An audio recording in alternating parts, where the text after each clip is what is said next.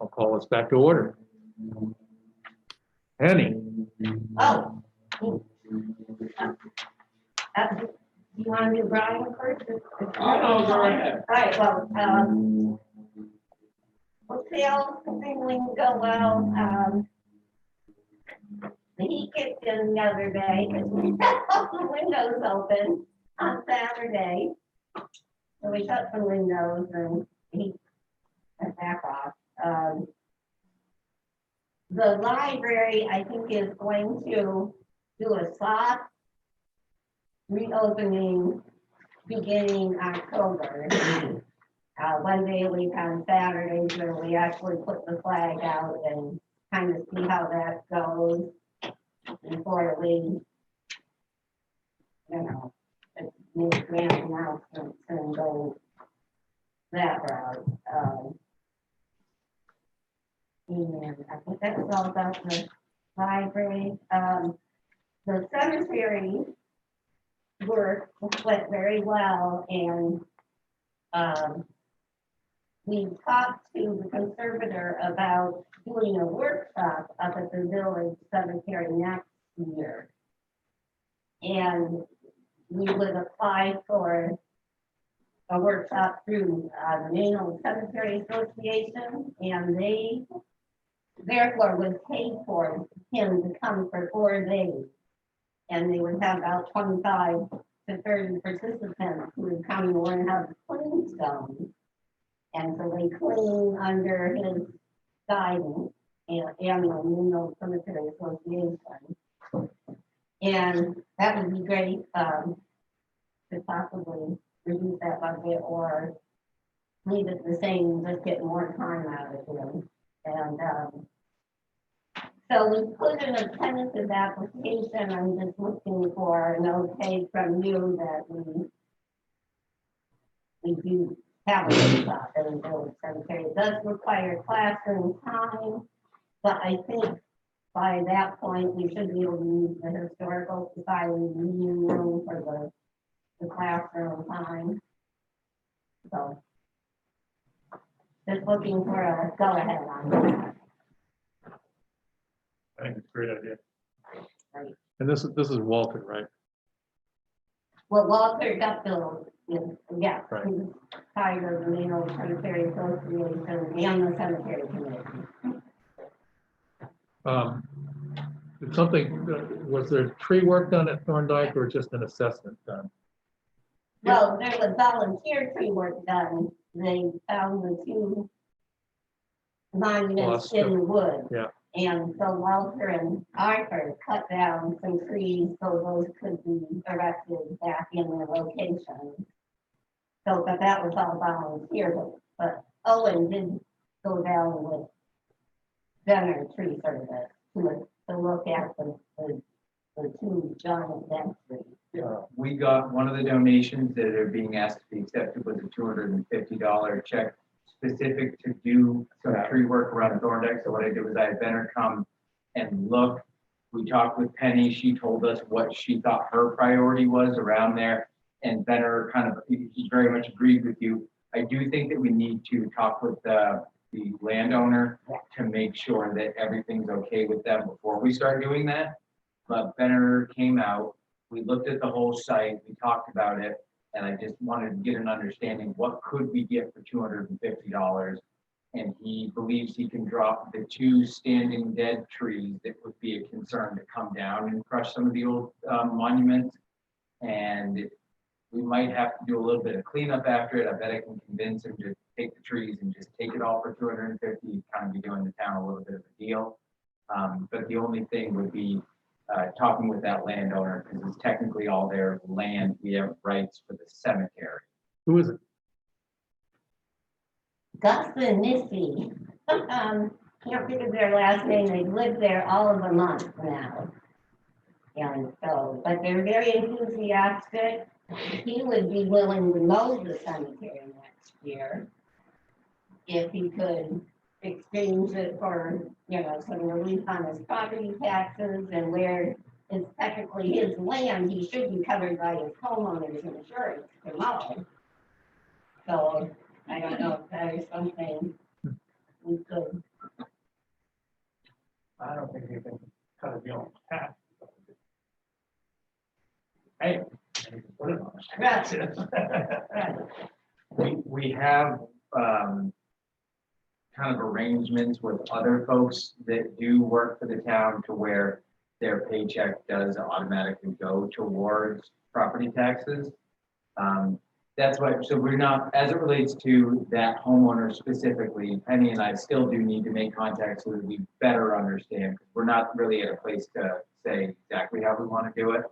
And we likely wouldn't be doing this, but for the fact that someone made that donation specific for this. So we'll have a much better idea next, and you know, maybe your late October meeting or something like that. Okay. If I could just Keep it add- going. But actually, hang on, she had asked for of the board's support or not, her applying for that main old cemetery for village. Any opposition to that? It's just a grant. well, no, it's an application to MOCA, Maine Old Cemetery Association, What is they it? paid for the workshop, it's sponsored by them. So the money doesn't come to us. No, it goes right to the conservator, So it really has nothing to do with us. well, it's our town. I know, but we're not in the chain of. Yeah, we don't need a motion, we just. No, think we no, should I push just ahead want, on it. I don't wanna bring it on. you. Yeah. I do have a thought go back on the mowing. I wouldn't I would definitely check with our insurance company to make sure that what you say is accurate. If I can pay somebody, that's a contract, and that's an issue. They do it as a volunteer. Doesn't make a donation.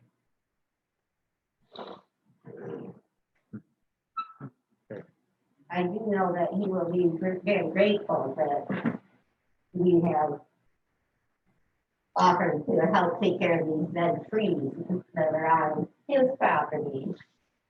But they threaten the cemetery, they're right outside the stone wall. I think he'll be very, very happy about that.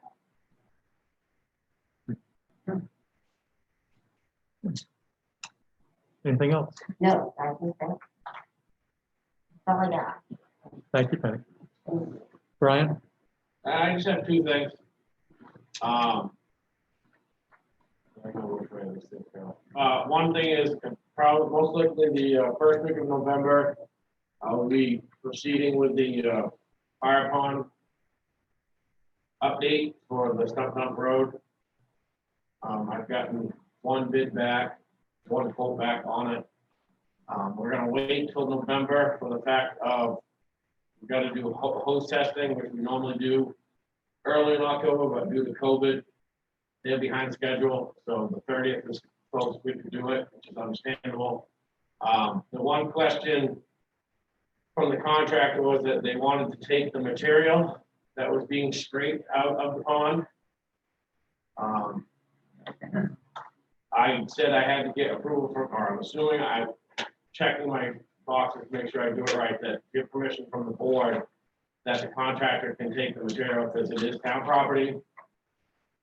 Do we want, originally when we talked about it, that the material would be taken out to the stump dump to be used for a later date for whatever reason for the town? Or he would want to know if he could actually just take it. What is it? I don't It's remember. gonna be pretty much sludge and whatever, and it's gonna have to sit there for a couple days to dry out before he can actually haul it away. Otherwise, he's gonna make a mess going down 73. We have a sense on what its value would be? I have no idea. I'm trying to I mean, find do we out. have a price with him now for doing the work without him taking the material? No, So could we get a price I can with him taking it and one without him taking it? I can do that. And then maybe talk to Jerry and see if it's worth it. If There would be a discount if he's gonna Right, take the material. and Jerry may say, oh, no, it's not worth it. Take it. Okay, I can do that. I just wanna check before, I mean, I still got time, so. The other thing is just an update on 141 Goosehead Road, the live fire request.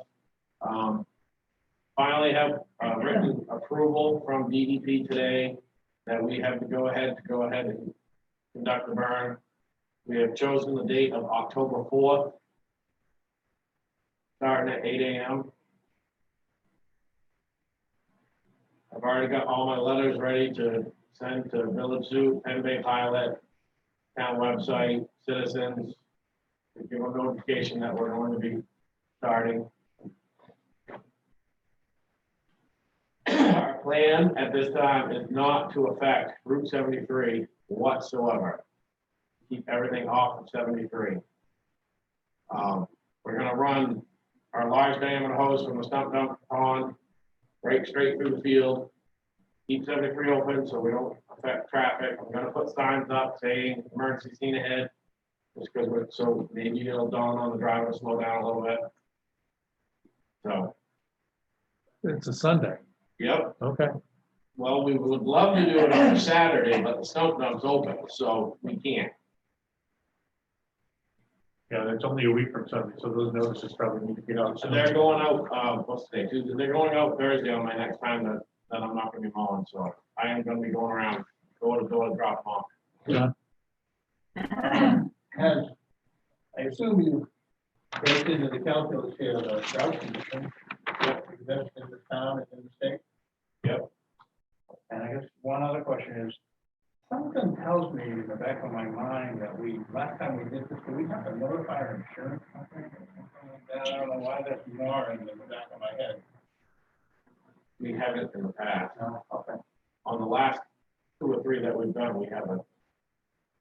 We count this as live fire training, Live fire, it's kind of live fire training, yeah. Yeah. No public will be allowed, is to the best of our abilities, considering families not be allowed on the property while we're doing the training for safety purposes / COVID.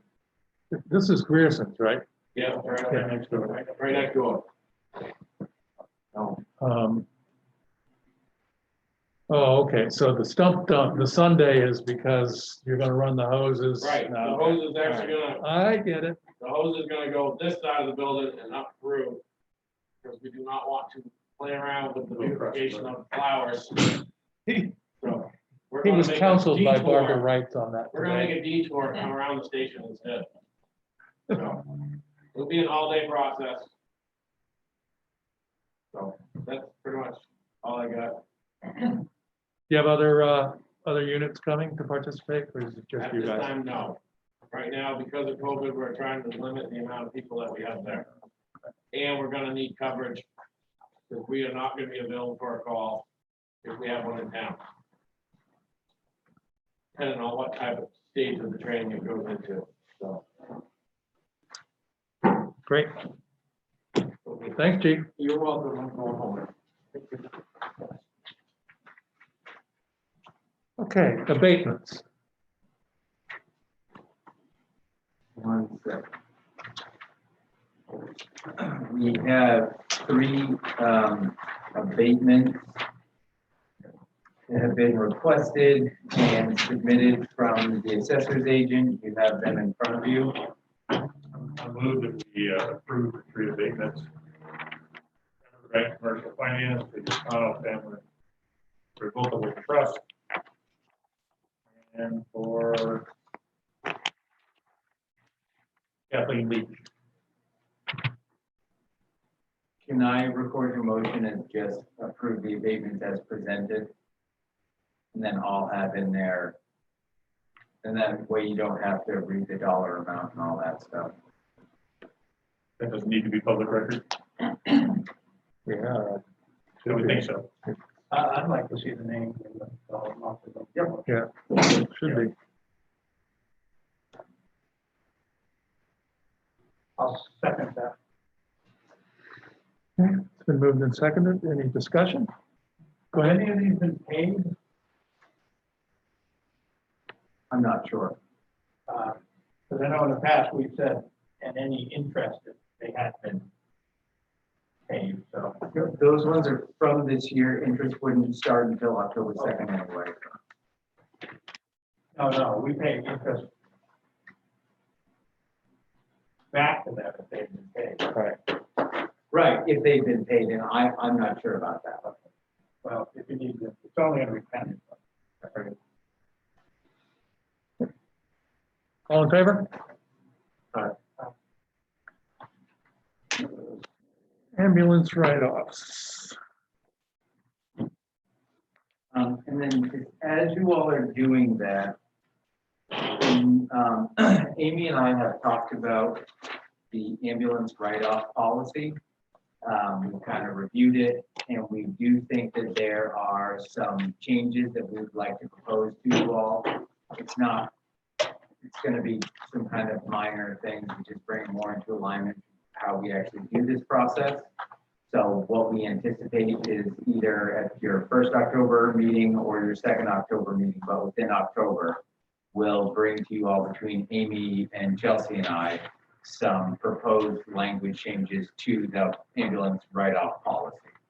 So we just don't have anything right now, just wanted to let you be aware of that. Which, that policy predates Amy. Correct, and that's why we wanted to do a little cleanup on it. Yeah, the last page, I think, needs some clarity as well. Yeah, There's a signature that we don't Just- even know who it is. it just seemed to be a truncated sentence there. Yeah, and then it comes in the middle of the paragraph or something. I don't know. There would, That's all I noted. after review, there's quite a handful of changes throughout the document that we'll be proposing. Okay. Question, so when you say the write-off policy, you're specifically referring to the transport fee and collection policy? Transport fee, billing and collection policy. Yeah. Okay. Yeah, that's what I. I have a couple questions on some of these. Go ahead. Okay. Can you tell me under which category these different, there's 4 categories as I understand it. Can you tell me under which category each of these fall? No, I can't tell you anything about that document. I'm just being honest that, so the way that it goes, ambulance gets called, they go on the call, they do that person. If there's insurance pays it, we get a check from them. We work with Tammy Higgins is doing our collections. And then under Amy's policy and Amy's guidance, it gets submitted she works with Chelsea who helps Yep. communicate items. So, I but understand. I don't know I anything about understand that. all that, but there are 4 categories. In the future, I think that it ought to show that. Yeah, there are 4 categories in the policy where one can get a write-off or even a partial write-off. And I would just like to know which of, it's a lot of money, $13,000. So we're just writing off. I'd like to know. And the majority of it is 2018, which is only 2 years old. Right. So I'd like to know which categories of the 4 of these fall under. So actually, I'm gonna make a motion to table. Can you hold on that for just 1 second? I think she's on standby in case we have those questions. I And think. I'll withdraw my motion.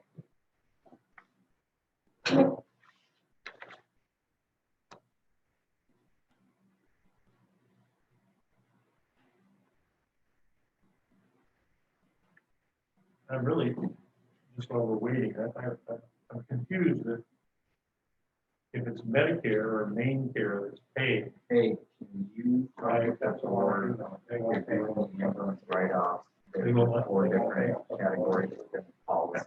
That is, but my question is, why didn't they pay it in 2013? Be eligible for these write-offs? It's very convenient if you wait a year and see you can't pay it. That's the way it used to be.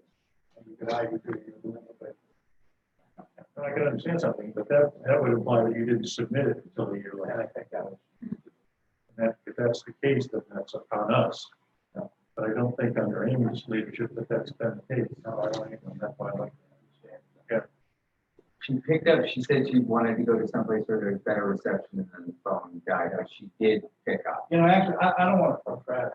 I'm gonna motion to table this, have her, I think we're, just get some information for the next meeting. I mean, unless there's some critical reason that has to be written up tonight. And it's, So I'll make a motion to table and get that information to have her there. and this is supposed to be done every 6 months. Correct?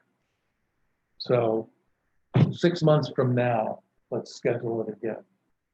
Number 1. And I think the action item for Amy is to place each of these in their proper categories. Yes, that, yes, and then I might have followed. It's hard to tell without. They were good for now. They're just gonna move to table this item. We'll take it up at the next meeting. Because basically they wanted to know, of the calls, which they fall under the write-off policy.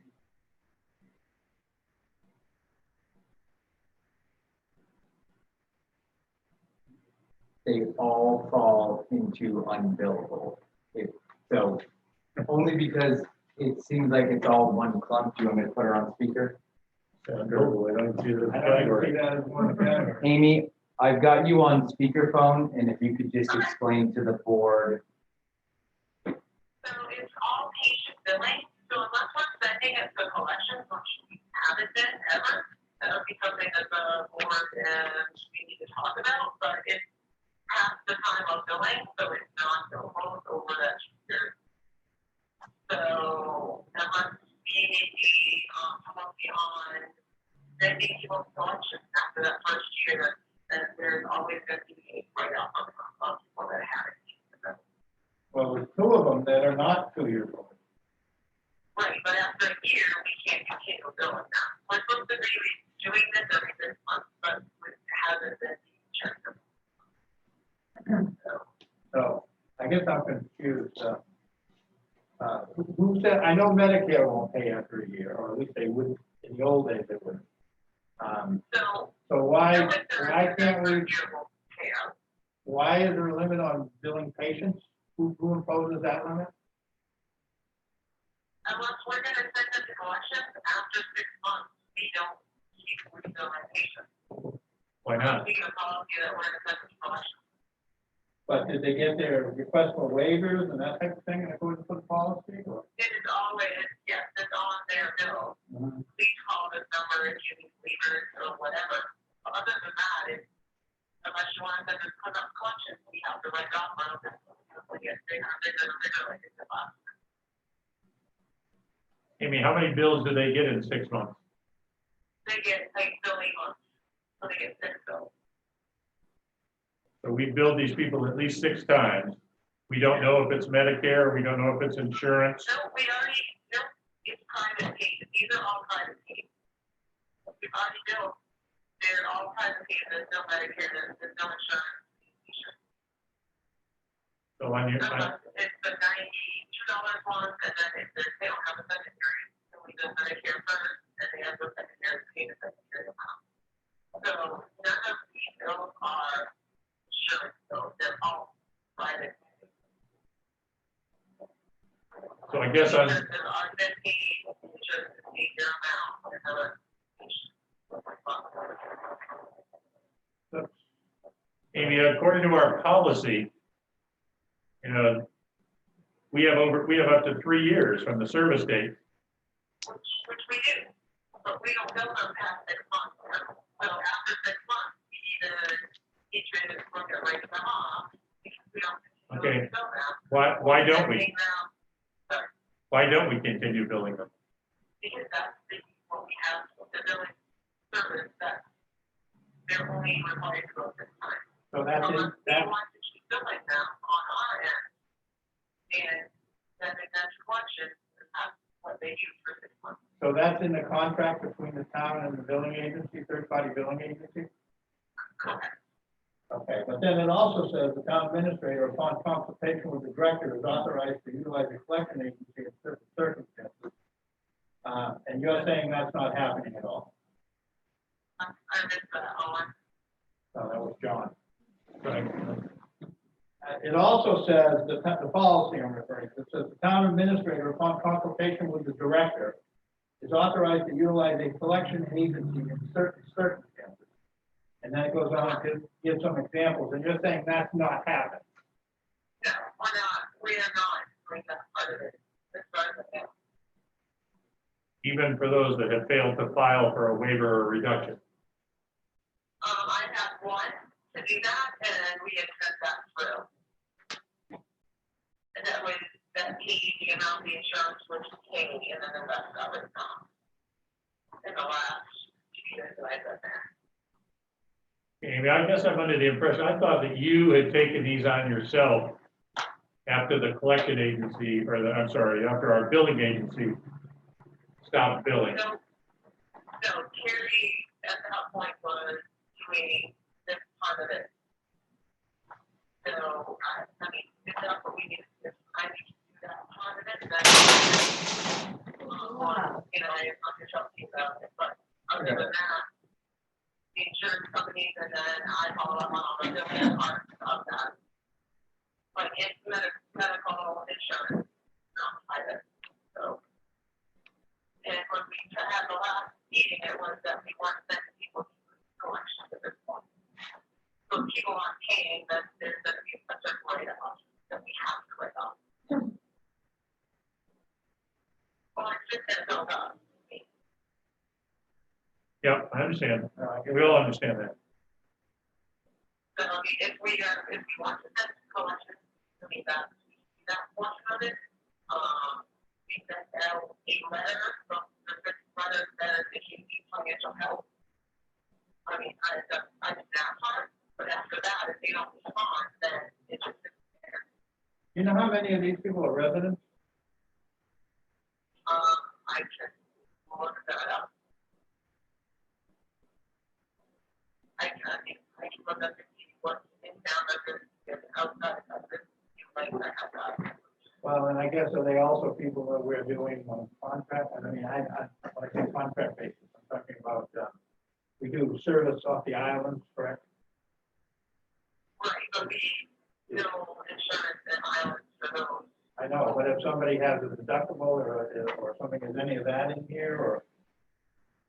So that's part of like if they're on Medicare, you have a $200 deductible, that means some of that is on something.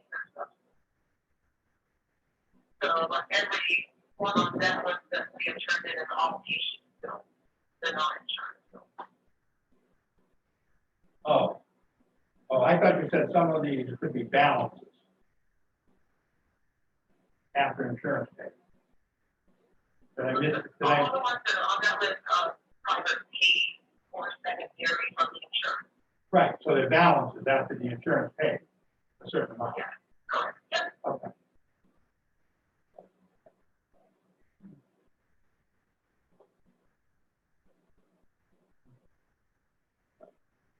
So. Any other questions?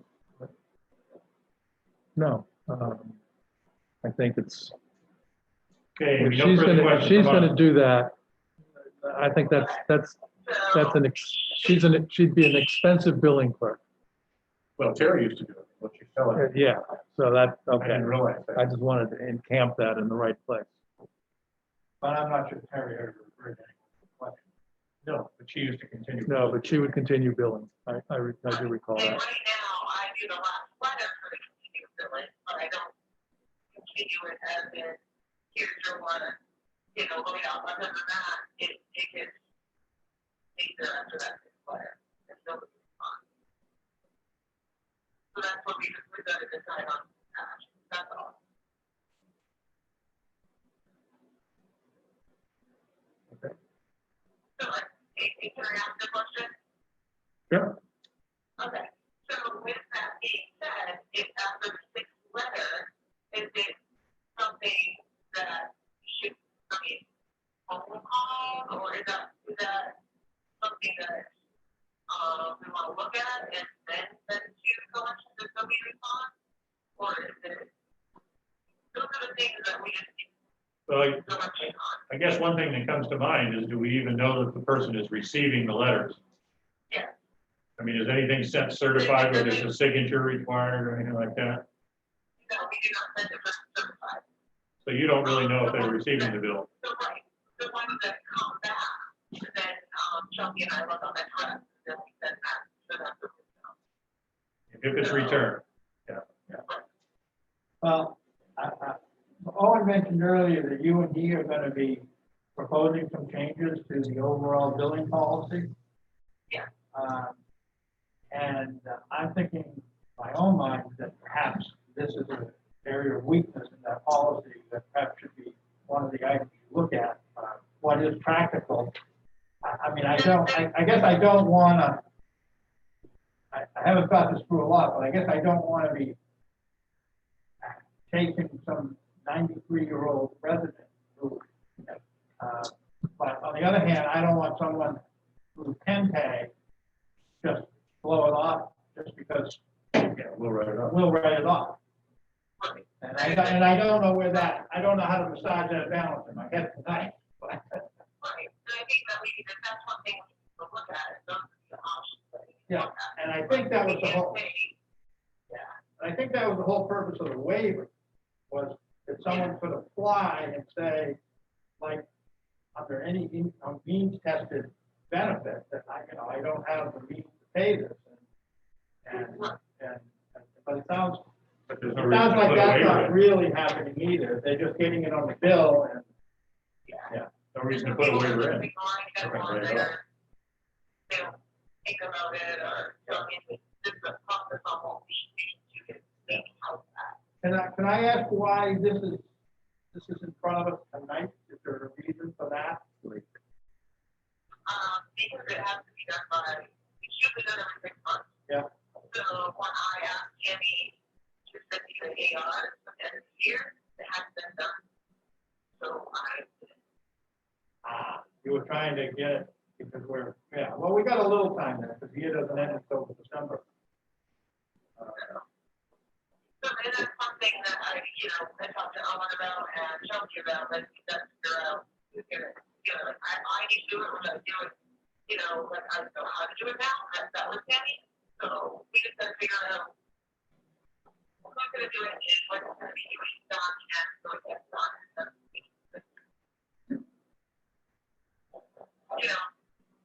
If it's not that we just town administrators and it's gonna be, I need to make sure Kenny's done it, not every. But I asked, when did you and Owen contemplate that you will have the proposed revisions in front of us?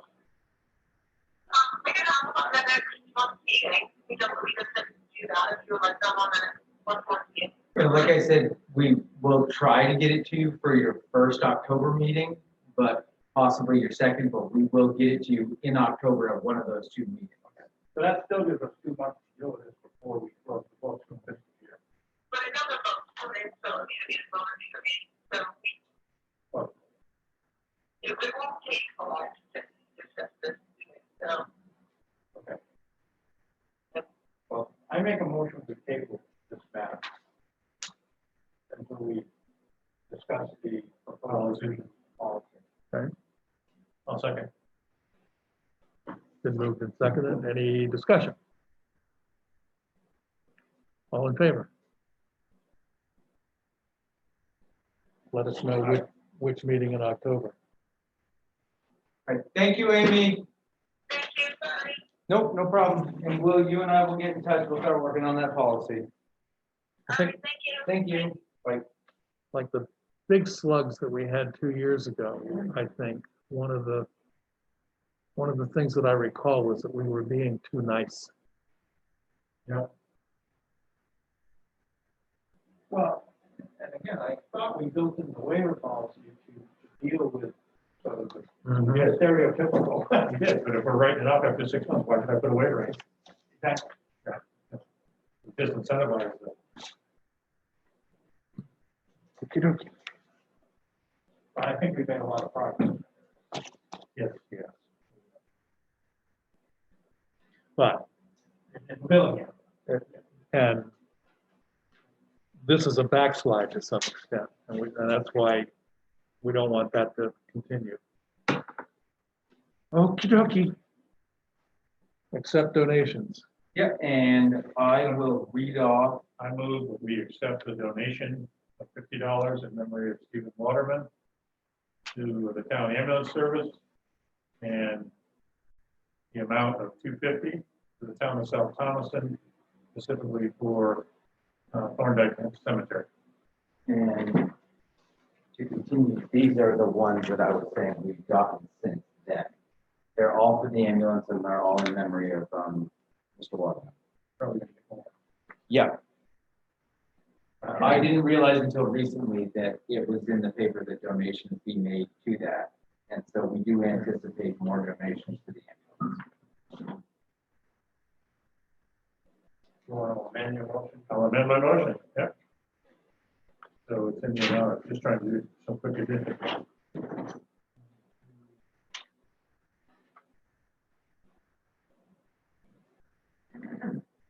So accept, I amended that we accept the donations, $500, total of $500 to the South Thomaston Ambulance Service in memory of Stephen Waterman. And it would still retain the 250 for the Thorndike Center. Any discussion? All in favor? Thank you, donors. Who acknowledges those?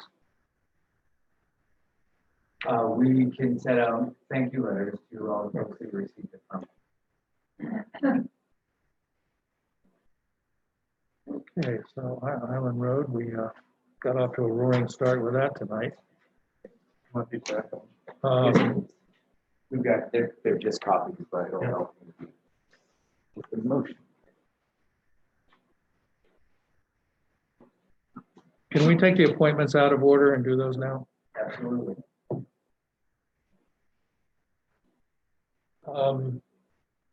Okay, so first, Sandra met with Moira, got a rousing thumbs up.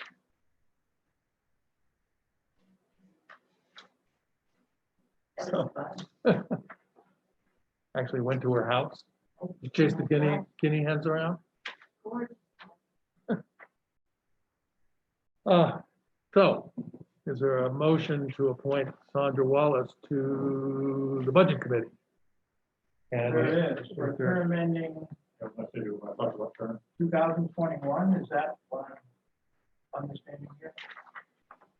on your sheet on Yep, um, so that's filling the term, the Yes. vacancy created by the resignation. Yeah, of Alan. So that's, yeah, that's.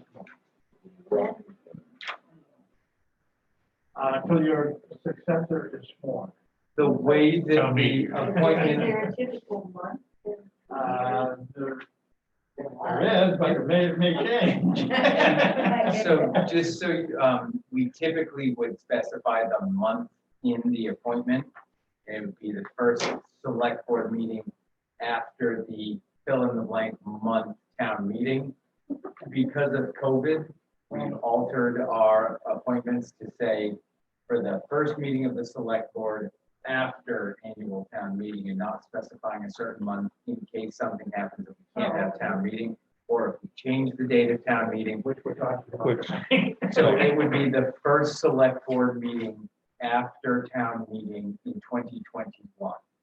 Likely the middle of the year in 2021. at which point you'd be given an option as to re-up.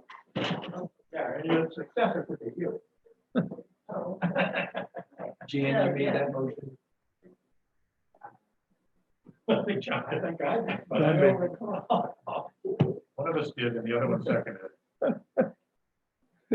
Is there any further discussion? All in favor? Thank you so much, Thanks, Tom.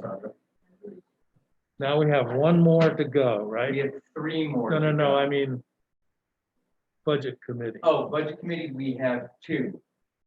So, Whoa, whoa, whoa, yep. If you look at the asterisks, Okay, green. yep, I did not hear back from Camille, and I haven't sent her a reminder. No, Kate no. responded right away saying the reduction was fine. I'm not sure, I'll ask Camille again. I asked the wrong question. Do we have any more vacancies? We have do. one, right? at We the have one top. vacant. Okay, thank you. But And it would- who is that? with the vacancy? Yeah. The vacancy was basically created when you expanded the number of budget committee members. Then did we replace Donna? So that's where, so Donna, Gail, Alan, and A, Wasika. So four of them have left within the last 6 months or so. And we've replaced them with Carrie, Sandra, Bevel. and Beverly. Beverly. We're still looking to fill that fourth vacant or slot. Whatever you want to call it. So logically, Beverly replaced Abe Oshawa. Sandra's replacing Alan. Terry, Gail or Donna. pick Gail or pick Donna, one. but they were both coterminous, so. Yep. So if that's the case, then that appointment expired. The vacant appointment expired in 2020. Unless you change, unless I'm misunderstanding Well, so- that chart. Yeah, and so that vacancy, regardless of the fact of who you apply that to and their previous term, what you're seeing in front of you is our reorganization to get it on a third of the committee roughly expiring every 3 years. But this is what you're proposing. Correct. And that's to get us back into line where I had messed up and was just So letting that, everyone appoint everyone. so just so I'm clear, you're proposing to reduce Kate from 22 to 21, and you're proposing to increase Camille from 22 to 20. Correct. So moved. Right. I guess I'll second it without discussion. But obviously, if we're gonna extend Camille, we want to talk to her first. And you haven't talked to her. I communicated with her, I just haven't heard anything back yet. But so no, I have not talked with her. You can always apply.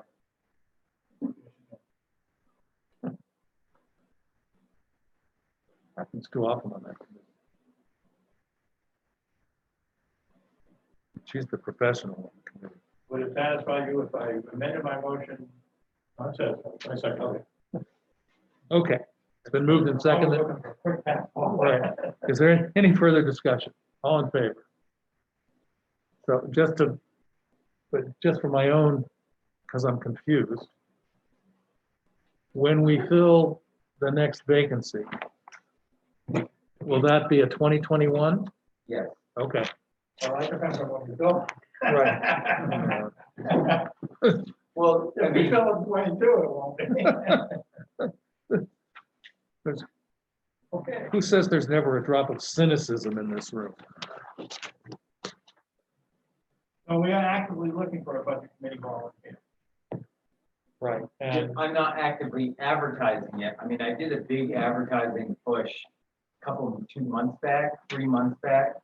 Put it on the website, kind of posted some things around town. We were looking for various committee members at that point. And so I posted some things around town, Health Wanted, on the website and stuff. so now I had one for planning board.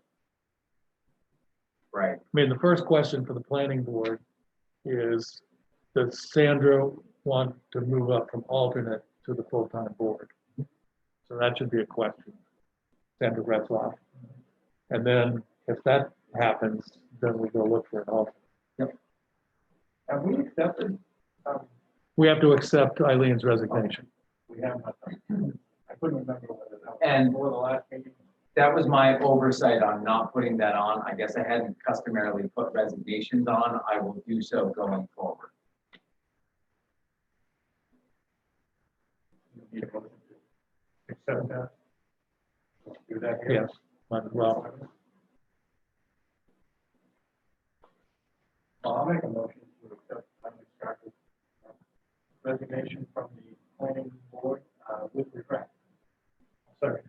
And I would second the regret. Any further discussion? Any discussion? No?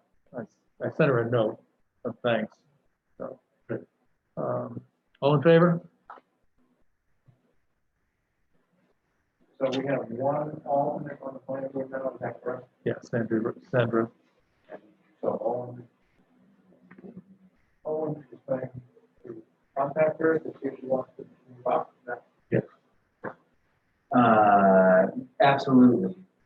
What I'm trying to do is think on the fly on how I add things to the action item list. That should be an action item, right, Walter? You got him. All right. Where the heck did I put your action item? I got too many papers. Can't be a problem. Papers everywhere, so a lot of. Okay, and we also want to appoint our new shellfish, alternate shellfish. Board member, So the, Arnie, Barney Nagel, is there a term on that? Yes, the term is it's a 1-year term. They do it annually. So until the first select board meeting after the annual town meeting in 2021. And that's how I'm doing all of them now. I'm not putting a month specific, just saying after the first meeting in that year that it expires. I move that we appoint Arnie Nagel as alternate shellfish board representative.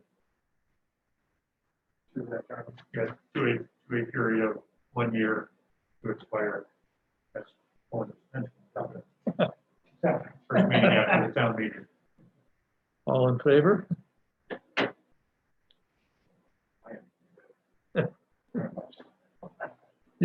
You're gonna have to convince her to go cover all those meetings. Well, I called Cheryl to find out where that meeting was, told me it was in Thomaston. I get there at 6 o'clock and it is now in St. George.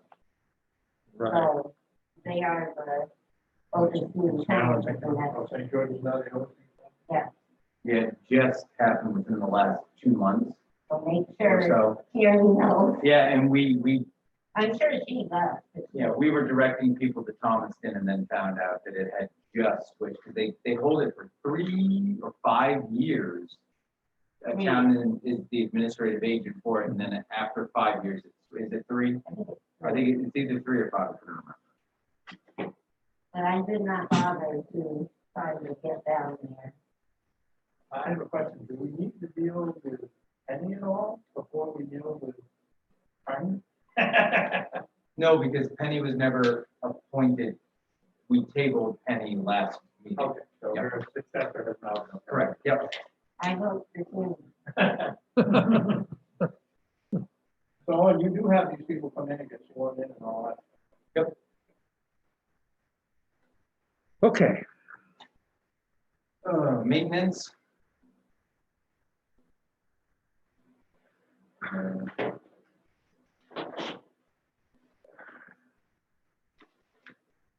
So here is just a quick update on some of the maintenance stuff that we're doing. And then I didn't know if you all had taken some additional time and decided in that long list that I gave you what a priority might have been. But you were gonna do that. Didn't we ask you to prioritize them at the last one? Going on the action item sheet, sir.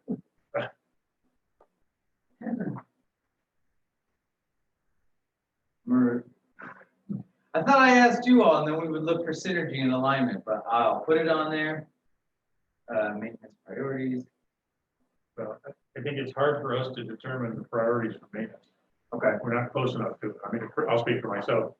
It would be hard for me to do that. You have a better feel for what needs to be done now this year, what can be deferred. And as you were just gonna say, I think what you're actually working on now. And what I'll do, I've added an additional note, which is, so I'll prioritize everything. And then I'll take my top tier priority, likely not by the time of your next meeting, but I'll work on getting quotes for those, because if they are priorities, we'll probably want to work them into the budget. We want amounts for that. So I'll take that top tier and get quotes for that, and then we can have discussions about the tier below. And if you want me to try to get numbers for that, all for the budget process and see what people feel comfortable And with. I think for those that you wanna do this year, you need to sort of give us in the corner, the budget, how much do we have in the budget? Yep, everything I'm We doing. understand what we're spending. Yep, we've got the 2 maintenance lines within buildings and grounds. One's kind of anticipated. I understand, but I don't know how much money's been spent, what's left. Yep, I haven't gotten some of the invoices for some of the work Brian has done in the bay. That can be, I'll get that reconciled and let you all know in October. And I should be getting quotes for exterior lighting. If you look outside right now, there's like no lighting. I guess I'm transitioning a little bit to both streetlight update and just kind of building maintenance. I met with Tom Hedstrom from Hedstrom Electric today. I read it in your report. Yeah, and we talked about the streetlight stuff, his organization's working on some additional things, questions that they have for the installation. I'll be getting some communication from them in the next day or so. We're working on, actually, I'll stop on the streetlights right now. Yeah, okay, we're getting off. Yep. So Tom went through, our exterior lighting needs upgrading. And my plan for paying for it is any monies remaining in the anticipated, because some of those money, items came under budget. And then supplementing with the unanticipated monies if it exceeds what we saved for these things coming in under budget. Do you think outdoor lighting is our number one priority for me? First For- thing you're gonna do? For right now, and I'll tell you why, we've never really utilized this door as an ingress egress for meetings. And since we've been doing that, we've been getting feedback that it's difficult for folks to navigate throughout there. It's also a bit of a public safety thing. For example, if you were to go and look at our cameras So right you're now. giving me a long answer that's yes. Oh, yes. Got it. And I do agree with you. Some sort of, you know. I agree. I'm Some just sort not of sure. light sign still are. It's gonna be done. It's an example of my point. It's not what I would have made our number one name. And just so you know, sir, compounding this is the upcoming November election and the high likelihood that people will be exiting through this door. That we are talking now about exiting in a different door, but the thing I was is, just gonna say, that's a choice we're making, exit or enter that door, right? Not something we have to be doing. well, I We mean, have other exits, right, so. better lighted. Chelsea, maybe I'll hold off on that until we have the election thing, but likely people will go out there. However, you know, in the meetings that we just had tonight, people are entering and exiting through this door. And for public safety, the cameras can't see anything when there's no exterior lighting. That camera that's up there sees dark. And the good news is a lot of this is just replacement. So we're not doing additional wiring. It's taking a fixture that is not functioning off, putting a new fixture, floodlights, directional, all that stuff, but it should be good because you're just taking a fixture off, putting a new fixture on. And then the well casing, getting that well casing picked up before winter time and the plowing. It's not gonna be that expensive. It's a couple $100. I've talked with Pascal about it. I just haven't pulled the trigger on it. They take the top off, they put a coupling device on it, then they put the new top on. It raises the whole height of the well casing, so there's no infiltration. It's easier to see when you're plowing, et cetera. So the doghouse out here. Yep. Where when it rains, the water just streams off that roof.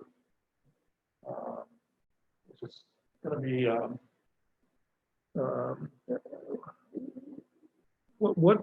what's so hard about putting a gutter on that side? Not on the doghouse. Oh, no, no, on the main building. Right. We haven't always kept those clear, but only got them by the roof, I think, and cleaned it out. I think it's right. Actually, just as a kind of side note, and did I bring this all up to you all? The pitch of those gutters are backwards. Everything seems to pitch this way. The downspouts are on that side. And there's two of them, too. There's the main Which one. one are you talking? Where So you if talking? you're in the parking lot and you're looking towards my office, in the lower roof, there's a long gutter that everything is supposed to pitch in this direction, go into the downspout and be channeled that way. As I went up onto the roof and checked the gutters, when you clean everything out, the water sets on that side, the opposite side of the downspout. I thought that was odd and curious, but then there's also another gutter higher up.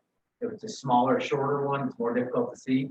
Clean that one out as well, exact same thing, downspouts on that side, all the water when you're done sits on this side.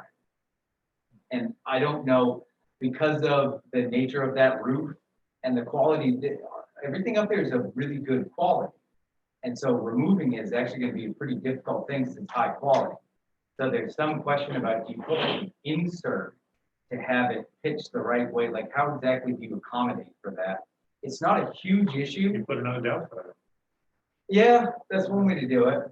You know, when the water level rises, it goes to the downspout. Or you call You a know? weather expert, have him come look at Right, it. Yeah. That's what I do. that's the low cost fix, is to put it on the downside. Yeah.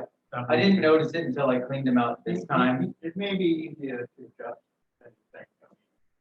Who knows? And I'm hopeful. Yep, I did. Add it to the action list. But back to your point, Walter, that's been a problem for years, that's Right. water infiltration, that's what cracked the foundation there, I mean, that's been a problem. since Before I was on the board, the first time in 1995 or whatever, it was, so. Some veteran told me, actually told my wife, that this building was intended to be a 20-year solution. The metal. building. Yeah. Not town office. And it's past its expiration date. Well, that's what you up to, Okay, but it still has issues. so it's this, The base, the metal part was a 25-year life expectancy. and that was moved from the basement of Guilford Butler? Is that what the history was? Yeah, Because the fire, that used to be there and then it, It's actually 2 parts, 3 parts of that now, three, 3 sections. I can't- oh, yeah. Yeah. It was the original. There were 2 trucks, yeah, Silver Butler School. And then just on the doghouse, when we had been talking about that previously, typically around the landscape project, when we were seeing things, the way that it had been left was it was kind of a Jerry Sherrill thing.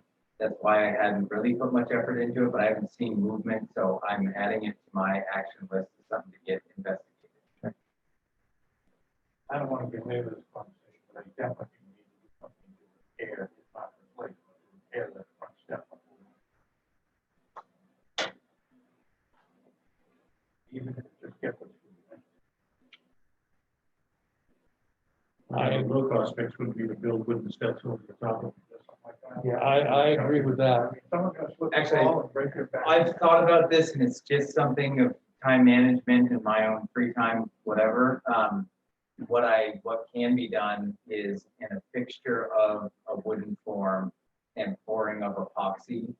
And then once the epoxy sets up, replacing the removed material, the form gets removed just like you do concrete, but you're doing it with epoxy instead.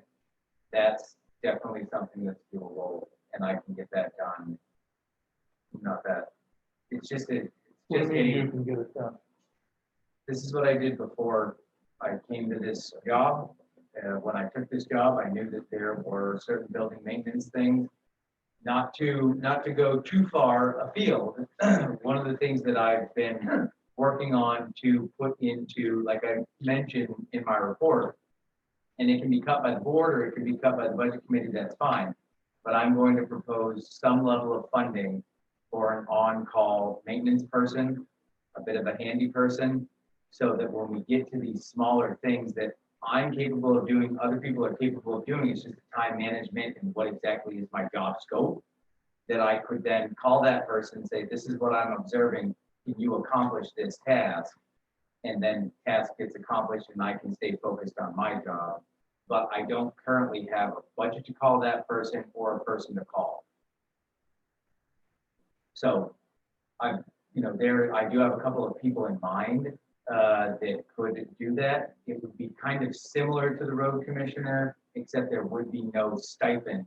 There would be a per hour, but the person would be kind of on call. I don't know if you want to do some sort of stipend for retention for the on call, but I'll have that in my budget proposal. We'll talk about it then. But I like palliative fix, but a real fix next year or sometime. I think those stairs are dangerous and they make us look low class. they make us look like we're falling apart. And we are. Feels like me. Okay, Anything else under maintenance priorities? no, let's get to the, Item D. okay.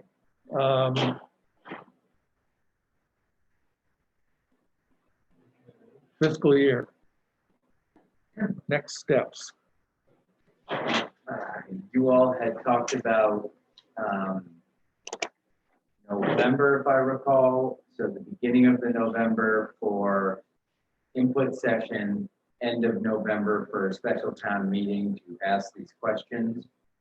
The only thing that I would say is if maybe the input session is sooner than the beginning of November, it helps us receive any sort of feedback, bring it to you all, and allows you all to accommodate feedback or change any of your motions, and still gives us time for the proper noticing. It is only just 7 days that we have to do, but if we've learned something from tonight, folks want good communication and time to sit on it and think. So I would just maybe encourage the middle of October for the first input session, see how that goes. Maybe you have another one in November, but finalize things at your board meetings in the beginning of November so that, 7 days is the latest we can get the warrant out there. If the warrant is finalized by you all prior to that, that just gives more time for us to push it out to the public. So December 1st is a Tuesday.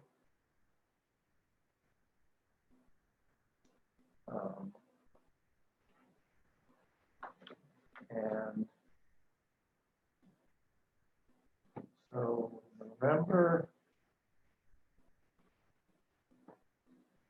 November 17th would probably not be one of our regular meetings. So the same with Tuesdays.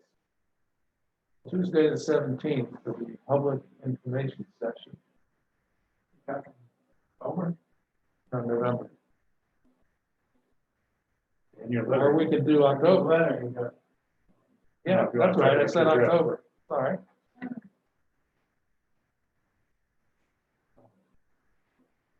Yeah, I think we need to do this well before that. The special town meeting. I think I should do it at least a couple of weeks before Thanksgiving. Okay, Just, or at least a week before. And that would be the special town meeting. But I think we need to do the public information section probably at least a couple of weeks before that. I agree with that. Pushes us back to October.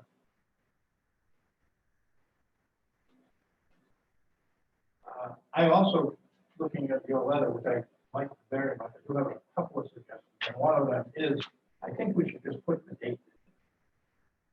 oh, yeah, I wrote that without, Okay. looking I think if for, we're gonna get this around, let's just, okay. yeah, I misunderstood. Okay, yep. And we need to figure out where. Yeah.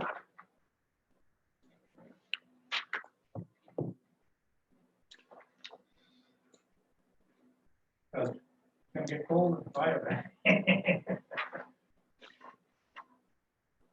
I don't know if it's the. Elephant Hall. Yeah. Is that changed anything, or everybody follow up with that guy, or? I think they've offered before. I think that's a possibility. he was here Yeah. 2 meetings ago, But and he was, wasn't very sure of the capacity, right, that's the question. social distancing of the room. I'll be honest with you, I don't think this is gonna be very huge. I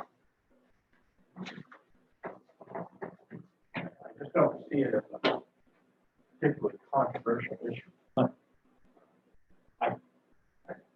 My word. And I guess if you would allow me, I'd like to ask Penny to do that. Sure. You never know. Oh, I know, but do you see this as a controversial issue or more sort of administrative in nature? I would hope it would be administrative. That people would appreciate that you do not have to borrow money. in the fiscal year and tax collection, that it would be annual tax. I really don't think the public hearing. Yeah. Right. Just don't. Maybe the special company. Yeah, the only, we've had so many of these things that we think I don't, are important, and then nobody shows up. and that's what we think isn't. And then we have Atwoods and everybody shows up. This one, the thing is that all the people that I associate with are people that know this issue inside out and upside down. So their minds are made up. And that could, so that's easy to convince me that, oh, well, everybody, this is a slam dunk. I'm not so sure about the election. I think the tax collection thing is, the good thing about that is that we're not imposing, or we're not asking the town to do anything that they don't do already, which is to set the timing of tax collection. Right, and the other thing is the tax collection, they have to vote on that each year, as you point out in Right. the letter. So really, actually, that's one suggestion I have, is to strike the word approve and striking endorse. Because we're not really approving there. I think we're looking for an endorsement of that idea. I don't know if that's, I know that's lost most people. But I agree with you. I think the most controversial thing will, and that's probably too strong a word, will be the election. So go ahead. But I don't see 200 people turning out. I just don't. For the public information section. Oh, definitely not for that. I don't see 15 turning out for that. Okay. But for the special town meeting, I don't see, I just don't see it as controversial. And we see the other towns around us are already done fiscal for 1 year, and their town meetings are in the summer, and Mhm. so. I mean, a lot of people who live here aren't even, who are residents who voters here, aren't even back from Florida or wherever.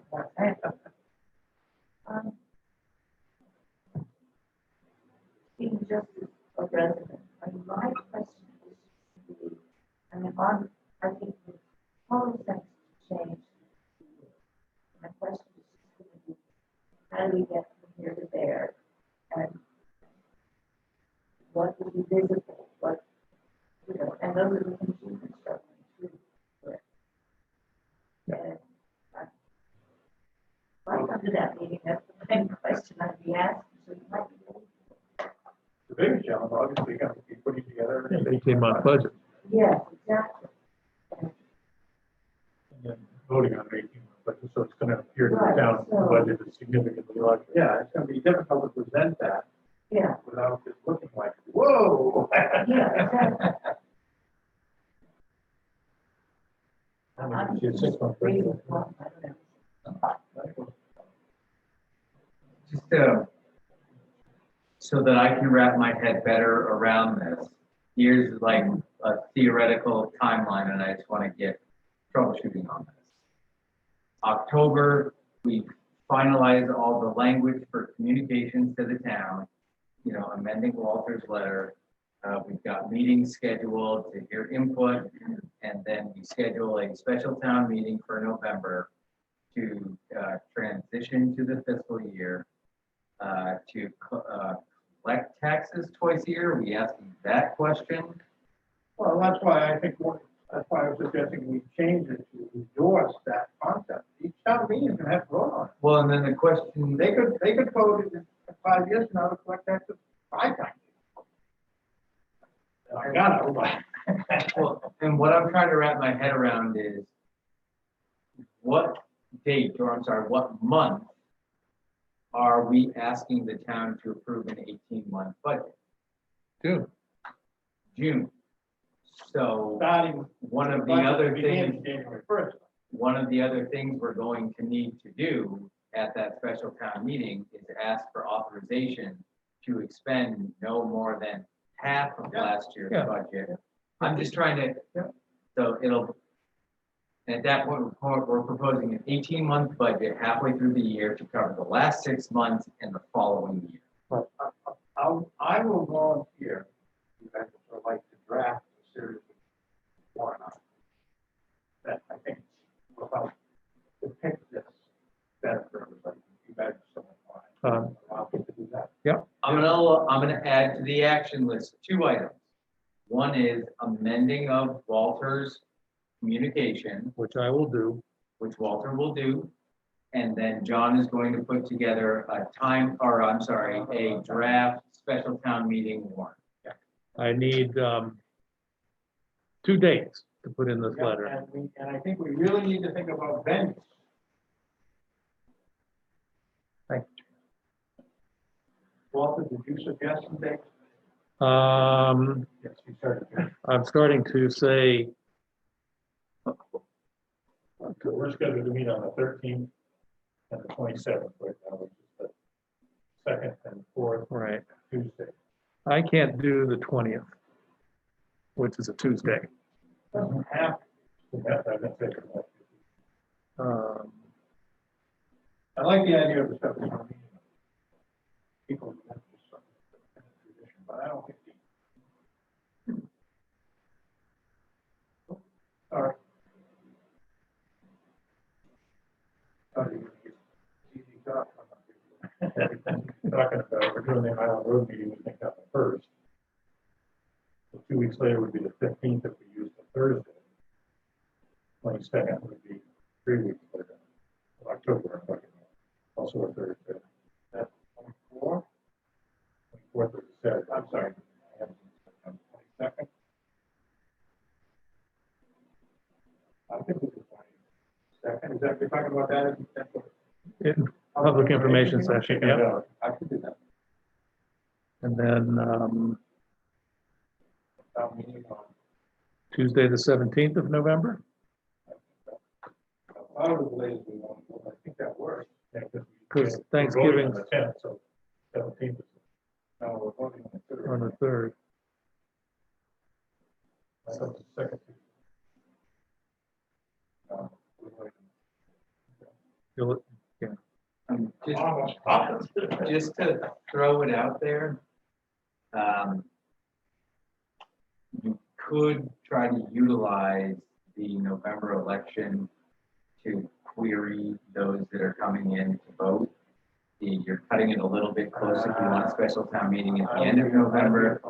Nope, that's fine, I'm just throwing it I out don't want there. to do anything that's gonna mess this. It's typically, it would be your straw poll, very We got unofficial.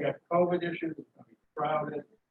Well, and lots of us are going to vote early, so we don't have to come here. Right, and they wouldn't get it. Nope, that's fine. Well, it'd have to be real simple for it to be. I don't think you want to do anything to clog up the hallways or. So 17th for the special town meeting, 22nd for the October for the public hearing. Good for me. That's good. Okay. November 17th. Okay, 17th and the public hearing was again what, sorry, October 22nd. 6, 7? That time of year, it's pretty dark. 6. So would you Where?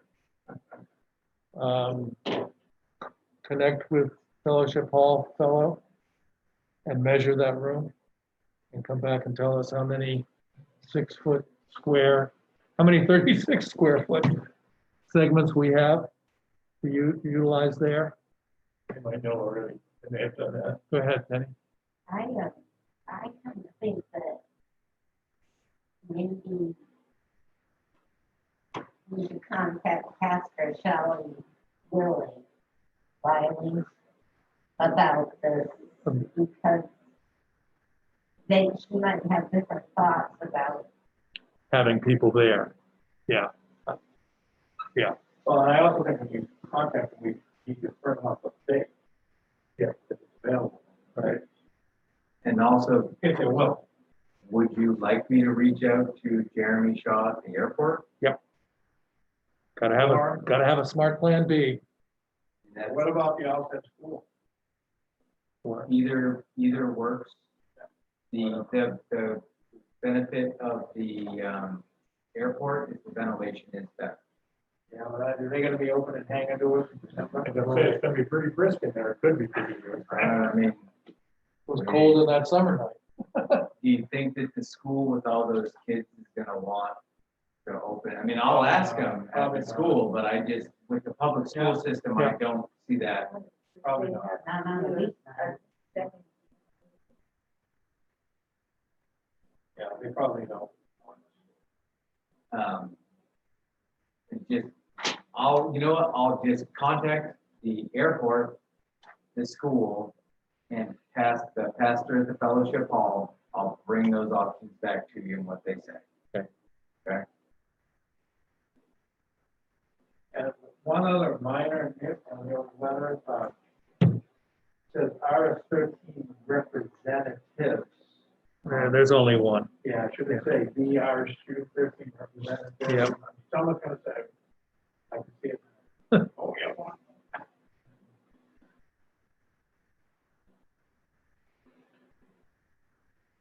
Okay. We need a motion on any of this, or are we just still? I think it's exploratory. Okay, yep. The only thing would be, do you all want me to notice on the website, just the website, the October 22nd, just as a placeholder, and it will say location to be determined, but we're trying to funnel people to the website, at least it's on there sooner, and they can see that there's an event happening that day. It will be in the local community, we just don't know exactly where.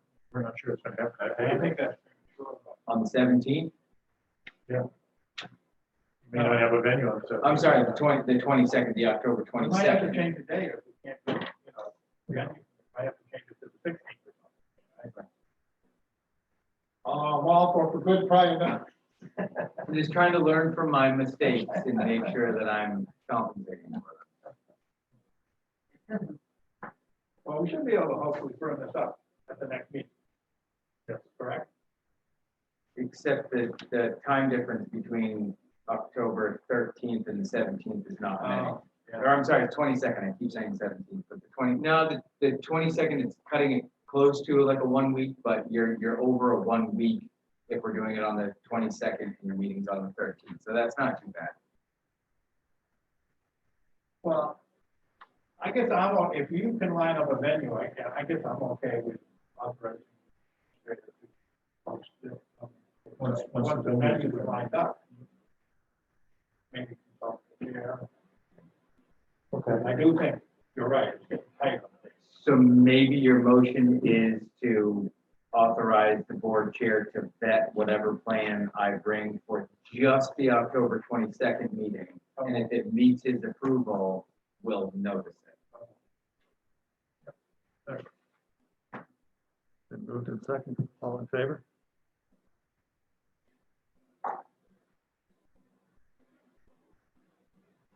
Okey-dokey.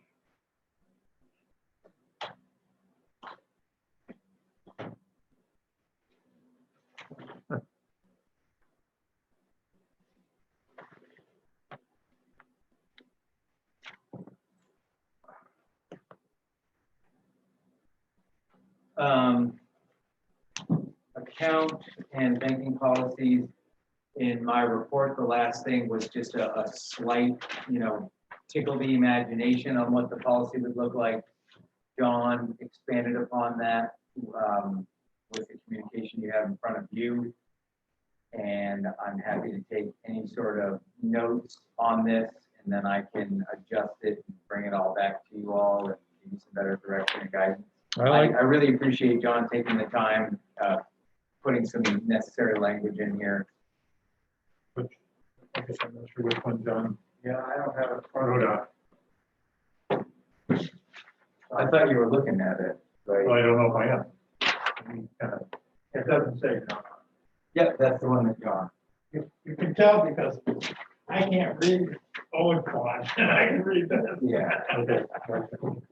So, and then, Greg, if there's anything of worth in what I put out, tell me to plug it into John's, tell me to keep or change anything in John's, and the question marks are primarily around, expenditure amounts. Or exclusively around expenditure amounts. Right? Don't we have a policy right now for department heads? No, I don't need checking. Just within the purchasing policy for budgeted items. Right. There's already dollar amounts in our purchasing policy document Yes, for department heads. I can pull those. I I got it. Got it. I do. I can find it. Guess I would be inclined to sort of follow the, Yeah, I think I've got that, but I didn't know what they were. I don't either off the top of my head. You got the document. I do. You can probably find it quicker than me. Yeah, and then, I'm assuming there's like a $3,200 threshold that says go out to RF, or 35 goes out to RFP, but I don't think any of that would fall under what we're talking about, so. Any goods or services less than $200 falls within department head's discretion. There's kind of flexibility given for emergency things, but then it says all purchases requests equal to or exceeding $200 not approved in the town's annual budget must be submitted to the select board. So your thresholds are $200 and then $3,500. Right. Actually, that sounds reasonable. Yep. I also suggested putting a maximum balance in there. I don't think any of these towns should get over it. I don't have a number, but I certainly don't think they should have $40,000, but The only maybe they have one. Well, the only thing that I'll say about that, Penny and I, when she discussed this, I don't know exactly how it all work out.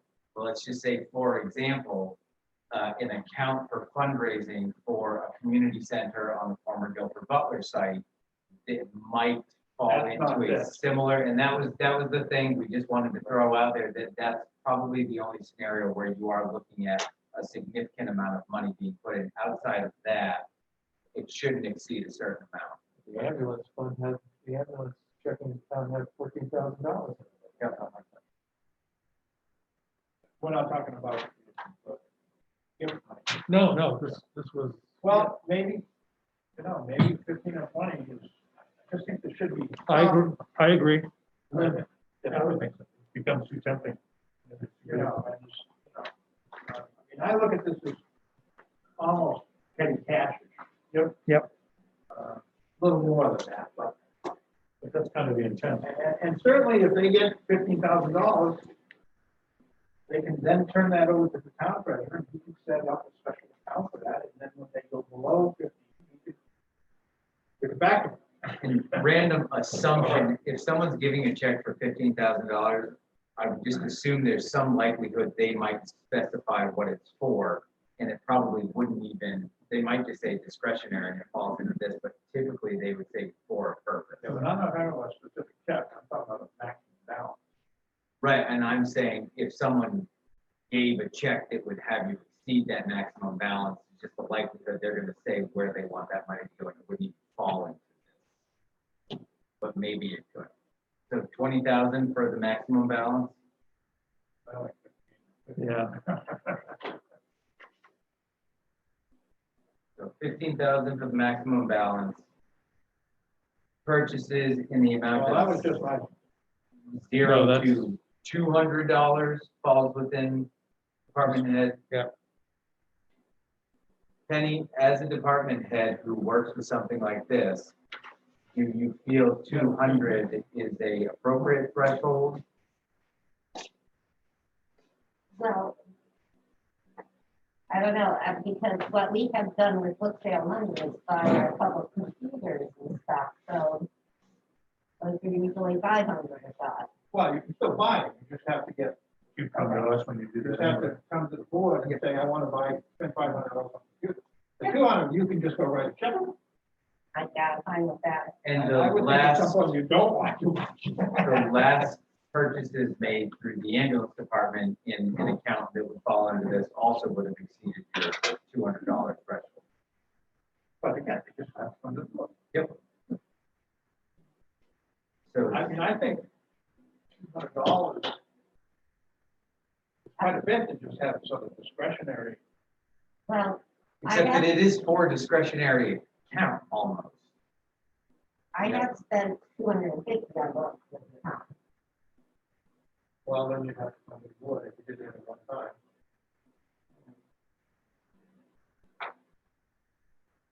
I would maybe suggest going higher than that, but that's just a suggestion. And then this is a policy, you all can amend it. I like the idea of having it mirror the first. Yeah. All right, so then. I'm not opposed to amending the purchase policy. Yep, so, I'm gonna do 0 to 200, falls within their discretion, over 200, board approval. What I'll do is I'll take and amend this, put it into a format for a policy with signature page. Are there other items or other language or requirements that you want added into this? Well, I'd like to get Penny. So action item is for me to amend this, send it out to Send all it to department them. heads, yeah. Well, I don't know, every, Well, I mean, okay, whatever. Yeah. Those that have accounts. Or those that might have. Now, this is not to be confused with friend accounts or auxiliary accounts that are not counted. Right.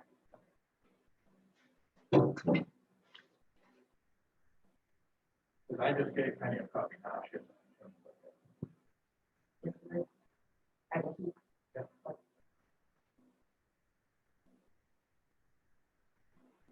any other questions on that item? Item B?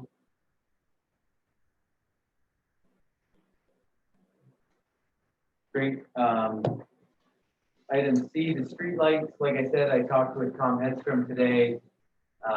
We have a plan for linking back up and kind of going over the streetlights again. Kristen offered some notes on CMP's agreement to purchase these items. Walter reviewed those, approved those. I sent the amended copy to CMP to say, what are your initial thoughts on this? And they sent back that this is a kind of boilerplate PUC agreement and that we cannot amend any of the language in here. I threw that out to Kristen for verification because I've never seen the PUC compel us a certain agreement language for these purchases. Not saying it's not there, definitely something they could have done, but I find that interesting that they would say the PUC is dictating this agreement language and we can't change it. So I've asked Kristen to verify that. If Kristen comes back that there's nothing that she can find that PUC says that, maybe we go back and forth with CMP. If she comes back saying this is just how it is, which would be odd because she amended the language to it, but maybe she never looked into it. Anyway, we're trying to resolve that. As soon as that's resolved, we'll pay CMP and get those. And then we paid the invoices for Real Term for the work that they've already done through the loan that we got. And then they're going to be ordering the remainder of the install stuff as soon as we've actioned the agreement with CMP. They don't want to purchase it until they know we have those spaces. Yeah.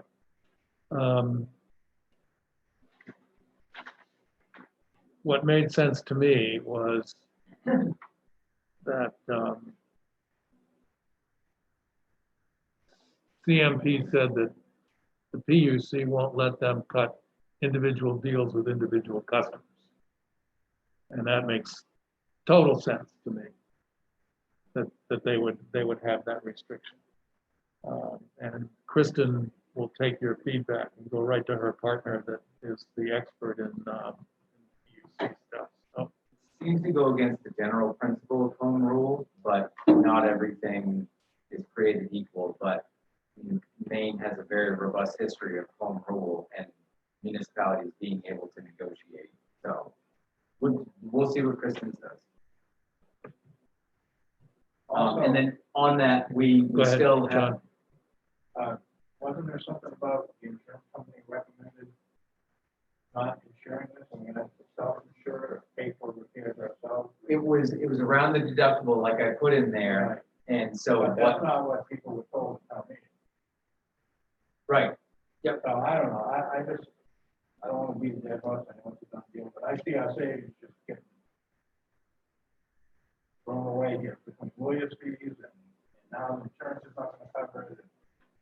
I'm not happy. yep, and what I asked, well, in the course of the conversation, I said, oh, so maybe the insurance makes sense for your large municipalities where they have more streetlights and they're actually, exceeding their deductible, and they do realize that the insurance was a good idea. I was told by the Maine Municipal Association that they don't have a single municipality, including their large municipalities, that are insuring their streetlights. Right, but I think people should have been aware of that before and not told that, this would be covered by insurance. That's my. But they wouldn't say maintenance would be covered in insurance. No, if there were things like vandalism or they got hit by a pole, hit by a car, I mean, I clearly remember Well- the discussion at town meeting. That would get covered by insurance, just the vehicle driver's insurance, not You ours. know who it is. You're not gonna know who shoots them. Okay, get off my soapbox. And the only thing I was gonna say was we still do have the existing motion where Walter was empowered to sign the CMP agreement back in the day. So once we get that finalized, Walter's signature works on it.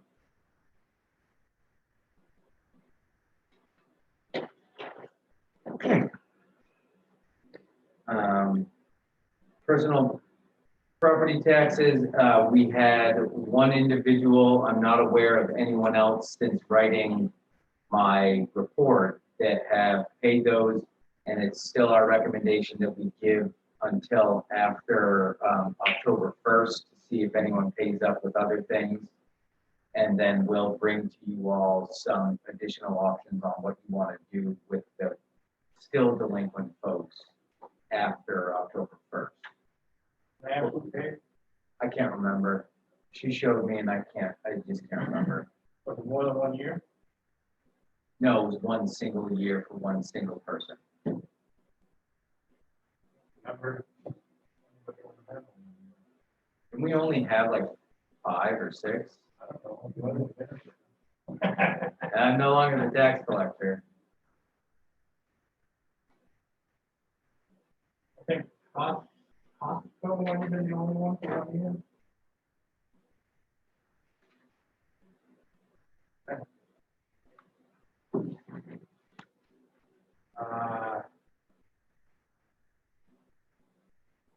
Sorry, I'm not sure. I'm the other way on my hand.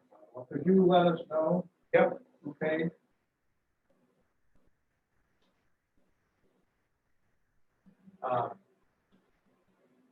If I may, I would propose that our next step be that we send the same letter back to people that haven't paid certified. Transparency requested.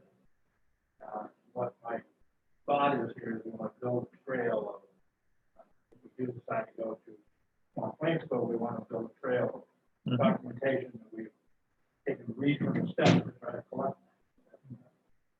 And right now, we just send it for a class, so someone could say, hey, gee, that was 3 years ago, I didn't get any letter. Or, that's why.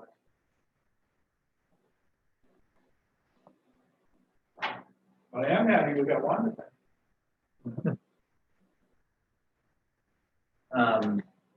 We're moving on to reports. We shouldn't have any reports. You have the assessor's agent report that should have been provided earlier in the month, but Right. it came in a little bit later. And then there's just a couple of items in my report that I'd just like to highlight very briefly. Go ahead. Oh, Well, let and me ask you just something about the assessor. Does anybody track that? Because this report, I don't know, and he gives me just 50 plus or minus field work. That's kind of the standard fine every time. Is he really out in the field looking at 50 different places every month?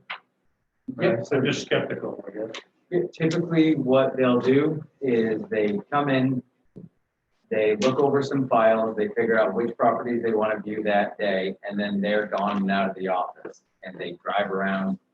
I don't keep tabs on He them, doesn't give you a list of the properties he's looked at or anything Nope. like that. There's no record showing what he's looked at. not on my end, no. They have a filing system that I haven't dove into because I haven't been aware of any like, oh, I thought I already did that property and you need to do this one. It's typically the same person that comes in and So if you then, went into property files or cards, looked at them, you could see that they looked at it. no, they grab what they need based on their list in their computer. And so they grab files from the map and lots. They go and they process those. They do whatever they do at the computer and then they put the files back in map and lot. And how they do it, maybe they manage it through the vision system. I'm not entirely sure. I can bring. The only place it's recorded is in the computer and they put it here. Correct, and then, well, Phil also has a distinct role in this, so when the assessor's done with their stuff, Phil's, pay is split over the two different budgets. And so Phil does data entry based on what the assessor's agents have done for field work. So I guess, now that I think about it, Phil's the one that can tell you how many there, and verify that, because theoretically give it all to him and he plugs them all in. I have not, because we haven't had any issues come commitment time, it's a bit of a set it and forget it. They come in, they do their work, and by the time commitments. Yeah, good. I'm not asking you to do anything more either. Just answer my question. So Yep. Phil would be the go-to guy. And I'll make sure to provide some better understanding on how that process works next time. And then just so you know, it was Cono Co. Yeah, the one that owes Yep. $7.50. They paid. I figured that out after looking at the amount. Yes, Chelsea wrote, it wasn't a large sum. It made me pay for the stamps. Okay. Do we have warrants? No. You have something here in your package from the conservation group. Right, and they're no longer on, maybe Theo was on earlier. Maybe she was confused when you all did the recess motion, and so she's no longer on. It was basically I didn't look into Well, it too much. they're asking to put Just something right. on the website. I think Yeah. that's where, And then also utilize the town pier, I think, for their collection site. Don't they also want you to send it out over the town email list? I'm sorry, that's what I meant. Julia wants something? Somebody has their hand up. Julia, did you need us for a reason? You can unmute yourself. No, I've just enjoyed listening and understanding a little bit more about how the town works. So it's been an interesting evening, and I thank you. Are you signing off? No, Okay. Yeah, they wanted us to go send it out on the group email. That's what it is. That's, as you came back, you said, you know, we don't approve putting it in the cage store or places like that. Yeah, I mean, we can't. We could give them permission to post it at the town. We hall could. Oh, And put it on the email if if you you wanted wanted to talk election stuff, it was a new item. Yeah. Yeah. Yeah, and also, I want to talk about this form. Yeah, Wayne. I thought you were going to bring that up. I'm going to say what I always say. I am reluctant to allow any group to come down to send things out over our email list or put anything on our website, whether it's the Historical Society or anybody that's from town. Because I just think at some point, if we don't have a policy that governs how that's going to work, we're going to find ourselves at some point in a pinch. Because someone's going to want to put something up there. and we're gonna deny them, and they're gonna say, well, you let this group do it. Mhm. And I've been saying that for 20 years, so. Well, that's a good point, and that brings we back to the ordinance, draft ordinance that I sent to both of you. If you got any inputs from me on that? That's what needs to move ahead if we're gonna institutionalize this conservation committee. And then there'd be the town. Right. Actually, I have spent quite a bit of time on that, and I was under the impression that we weren't dealing with that until next March, so I was not, did not have that on the top of my priority list. But I could push that along. I think that's what I spent quite a bit of time thinking about that, and actually have drafted, taken your draft and redrafted, trying to sort of separate the ordinance from the bylaws, because they're sort of repetitive, interviews, but it was, so I will move that along, but my understanding was I had some time, so it was. Yeah, it's not on the agenda, it's just, I have to think about it. You just said, Well, I guess, not to interrupt, but, do you want to get that on the special town meeting warrant? I thought we agreed in March. I don't think we want to cut out the. Now all of a sudden, I think we are gonna get the fresh out. Well, that's it. But March is gonna become June, probably. Well, but that's, And I apologize for backtracking. We did defer a handful of items for this last town meeting because of COVID concerns. I'm just curious, did you want to put any of those on November? You're gonna wait for some of those items, and November is simply fiscal year cleanup, tax, but it's all a numbers warrant and no other items. well, I can tell you my opinion. I think we conveyed to people quite clearly that we're gonna put this off to the next town meeting. That was certainly the impression that I had. And I think we personally will stick with that. Now, that may become June, I get it. but I agree. That's what we told them. So I'm fine with all that. I'm just trying to clarify for what we're going to try to accomplish in November. There was the messy yard ordinance, there was Guilford Butler stuff, there's all kinds of things that we deferred at the last town meeting. Yeah. We're gonna be well over 50 people. You throw those two things in there and we run the risk of, I mean, we violated at our own town meeting. Thank God Tim Carroll can't count. That's a joke.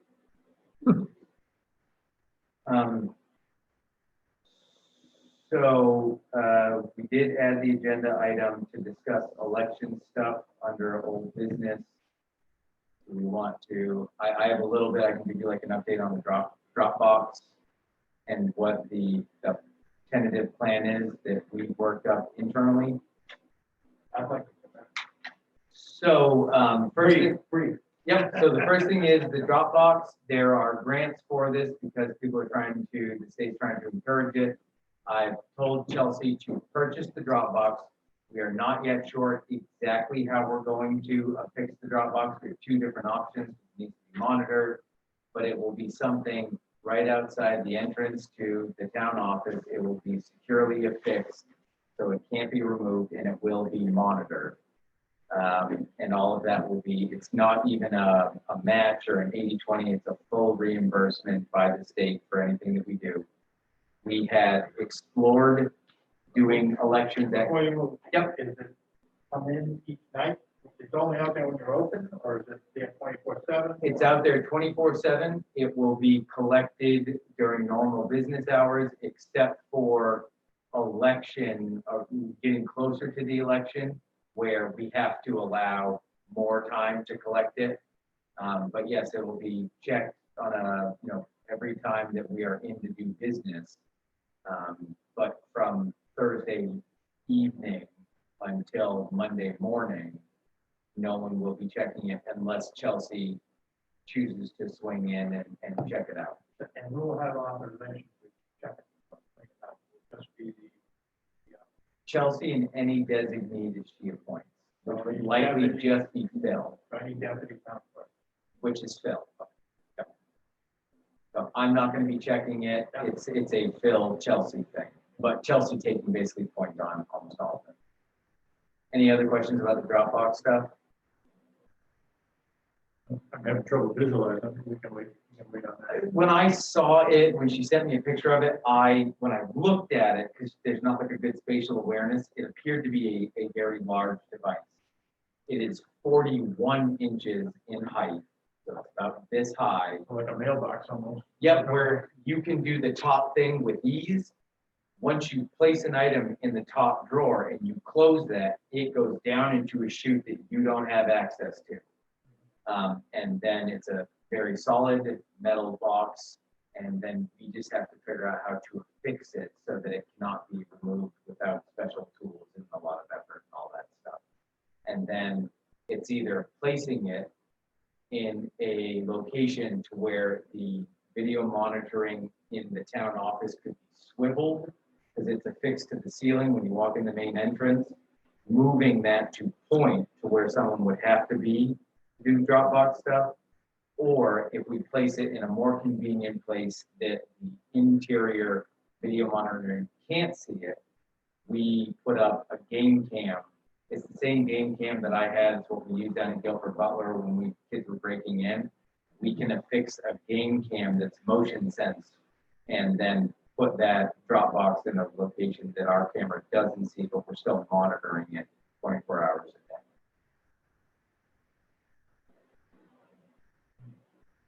It wasn't something that we necessarily wanted to do, but the state has made it really easy for us to do it, and we feel that it's doable. Chelsea was skeptical for a handful of reasons. After sitting in a call last Friday with Julie Flynn, the Deputy Secretary of State, her concerns around verification of these things. Basically, she wanted to hear from the Secretary of State's office in their voice, you are viewing all of these as the exact same as the mail-in ballots. That was a concern. And so the Secretary of State's office has basically said, you, the clerk, aren't bound by doing special things with anything deposited in this Dropbox, because we're viewing all of this exactly the same way as the mail-in. You don't know who's on the other end of sending that ballot in. We don't know. We get a ballot in, we know that we issued that ballot, we get it back, we try to check signatures. And Chelsea was very strong about the time that she and Phil were going to put towards signature verification. We've been doing over the last couple of elections a little bit of cleanup on some of our voter things, our voter rolls. We're just a little off, so we've been doing cleanup since then. And Chelsea's been really strong about signature verification. So I guess the takeaway is Chelsea scrutinizes this stuff, and it has met her criteria as the town clerk for her comfort level to do this. We looked at Guilford Butler too as an option for hosting the election there. There's some, the ramp there made us feel that it would be easy to do ADA compliance, where the two classrooms that you first walk into are adjoined. It seemed like we could have a very easy flow, separate things out. Chelsea, did you do a site walk with Chelsea? She referenced you in an email. We did this morning. Yeah, so maybe Penny, the punchline is, it seemed to be more expensive to do it at Guilford Butler. And even though it's a larger space and there's good aspects to it, we were gonna have to purchase things and it would be different. We gotta have a laptop there, we gotta have the internet, we have to have this, we have to have that. So then Chelsea talked with Amy and Brian about a flow that brings people through from the main entrance into here to do voting, and then they exit through there, and they have a plan. If there is a call, they have a plan for marking and indications and getting people through the emergency bay and then out and then back to the parking lot, so people aren't crossing paths. And so Chelsea's preferred voting place right now here at the town office, and she'll continue to work with Amy and Brian on flow through the emergency bay. We're not voting in the emergency bay, but people would be cycled through there to exit this building. And the lighting up there. The lighting in the front is good, yeah. When you were talking about them going out this way, I was thinking, oh, boy. Yeah. dark at 4 o'clock.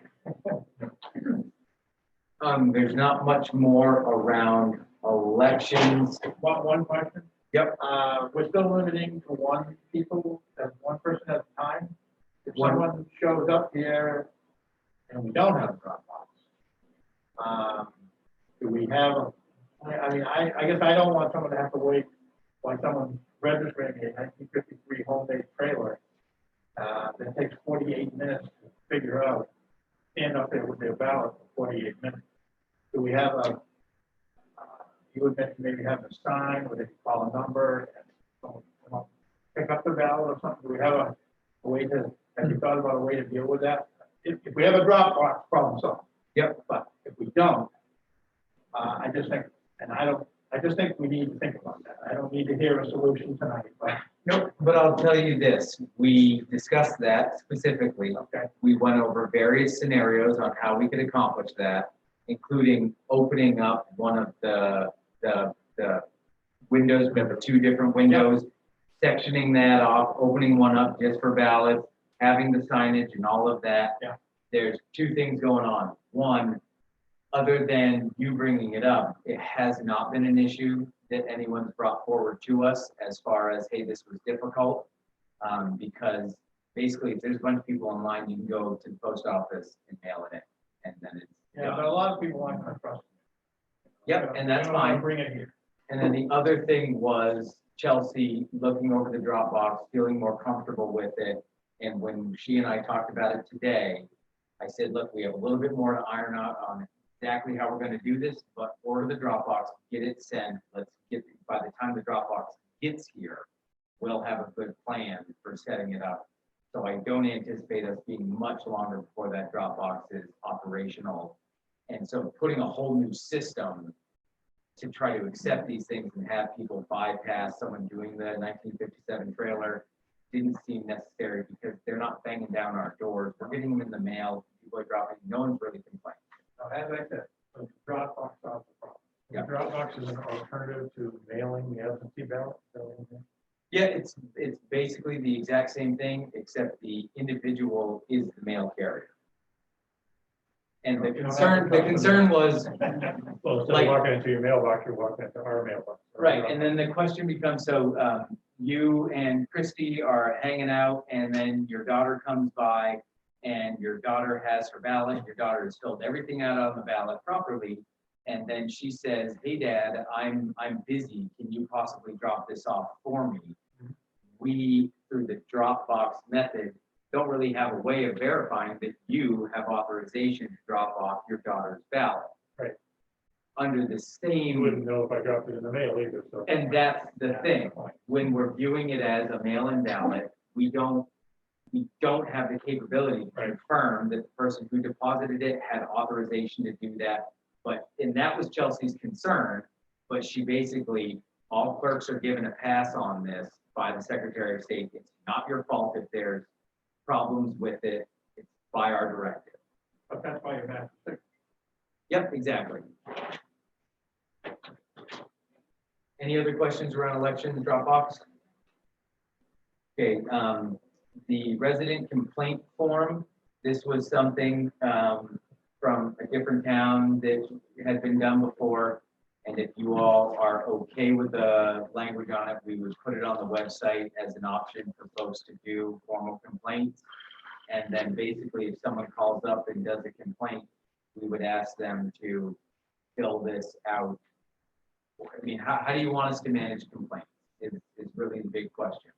We can do it formally with this whole thing and say, we will not recognize your complaint until you fill this out. We can say this is an option and we'll still take your verbal complaint. With the sometimes concern being people will say, I want to be anonymous. It's really difficult for us to manage an anonymous complaint because the person that we go, they're going to say, well, where did this come from? Yeah. So how do you all want us to manage complaints? I would say come and talk to the selectmen.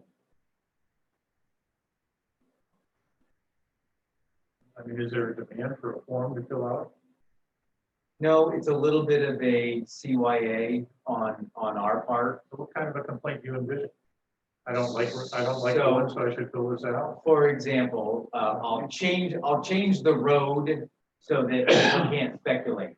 We recently got a call about someone on a road in town and too much activity, or it was like they're doing bad stuff or this or that, to the point where, you know, it's kind of like the code officer and the sheriff needs to respond to this. And yet the individual is saying, I want to remain anonymous. And it puts us in a funny spot to where we show up at this individual's house saying there was a complaint, but we really have nothing to back up that there was a complaint. So what's to stop us from just randomly showing up and saying, hey, there's a complaint, but we can't prove there was a complaint when it's a phone call from an anonymous person? Believe me, there's no shortage of complaints. Everything from lots of boats going out to where else. Well, that's my concern. What do we do with those Well, complaints? I know. Especially those kind of frivolous complaints. Right, that, exactly. gee, you woke me up at 4 o'clock this morning. I want you to go talk to that Yeah, lobster fisherman. exactly. And I think the town office is constantly sorting through. I mean, you wouldn't, when they were doing the road construction in Thomaston, you wouldn't believe the number of nasty phone calls we got here regarding the road construction going on in our town. And we were like, what, where? And well, we finally figured out it was Thomaston, not South Thomaston. I mean, I bet we got 15 of those over the course of that summer. Yeah. Some very nasty. So, I mean, there's just no shortage of complaints. It could be the weather. But I do have a couple of thoughts on this. Number one, you're limiting it to just residents. Again, this is a draft. You Okay. tell me how you want, or I mean, Well, no, well, currently, I'm asking, is that your intent to limit it to residents? Or, no, I want that amended. I didn't come up with it. That would certainly be mine. So then I should call from Belfast and bitch about South to South. no, but if you don't want a summer home, you can't have it in South Thompson, you can't file a Okay. complaint with the town? I see. Maybe we want to limit it to property owners or taxpayers. No, you should be a renter, have a complaint. Yes, you could. I guess you just strike it. I don't even like the whole form. I don't like the idea. I don't like the idea. to be honest. And what I was gonna say, I think the happy I think it's much medium is, better if it's an option. And what I don't like about it is somebody walks in, has a complaint, and staff shows us the problem. I don't like that at all. I think that's not good service. I do think it's a good idea to have some sort of form when someone calls or walks in with a complaint that the staff document. I think it has a kind of a chilling effect on people's right to complain. Make the bid. Yeah, they gotta fill out a form. Fill this out. Well, we'd have 20 of them fill out tonight, for example. Yeah. Yeah. But I do think it's not a bad idea to document a complaint. That takes time, I know that. and But is it a problem? I mean, are we trying to fix something here that ain't broken? slightly, because it's more of an annoyance than anything else. Like, I'll give you another example. Someone stopped in and said, I saw your fire, this was last year or something, I saw your fire truck and it blew through an intersection or something, it was unsafe. And so I was like, okay, and I relayed that information to the fire chief. And he had understanding because, you know, he was around and he's like, no, that wasn't the case. Was this an official complaint? Who was the person? And I said, I don't know who it was. I didn't, well, if it's not a formal complaint, what are we doing? And then it becomes, what's the difference between someone coming in and informing us and then leaving and I didn't capture their information or a formal complaint? Do we view them differently? Well, I would view an anonymous complaint as a non-complaint. If you're not going to go on record as complaining, then that's just sort of a bitch section over coffee. You know? And that's kind of where the form comes in, or like, is basically the threshold. If you're going to do a formal complaint, we need something with your name on it. Well, for example, we got an email from, what, 2 days ago, Sandy Redcliffe, saying this is a formal complaint. So is that not a formal complaint because you didn't fill out the form? You know, Yeah, I we don't are know attempting how to to fix say something this, that's but not I really think broken. sometimes you just gotta kind of finesse it on a case-by-case basis in the office. If it's something that's serious, and someone should take down some notes, pass it on to either the road commissioner or the dog catcher or whoever is the appropriate person. And I mean, if someone calls up complaining about the rain, I'm exaggerating. Yeah, but I'm yeah. trying to- No, you- And I'll just, You're not. I'll go back to what John said, which is, this was something that was known from previous experience. It's just a document that we got easily, and we are attempting to fix something that's not necessarily broken. We do that. If it's a complaint about an animal, I reach out to Ralph. If it's a complaint about it, so we manage it. This is, like I said, it's a bit of a CYA, so that there's this very official document. It's not necessary. We don't really have a huge problem with it. It was just an option that was known and figured we'd throw it all by you. I'm fine. You're not moving currently, forward. if I understand right, you're not currently documenting. For example, you get a complaint about an animal, you talk to Ralph, but you're not keeping any record of the complaint, who it was from, who was for.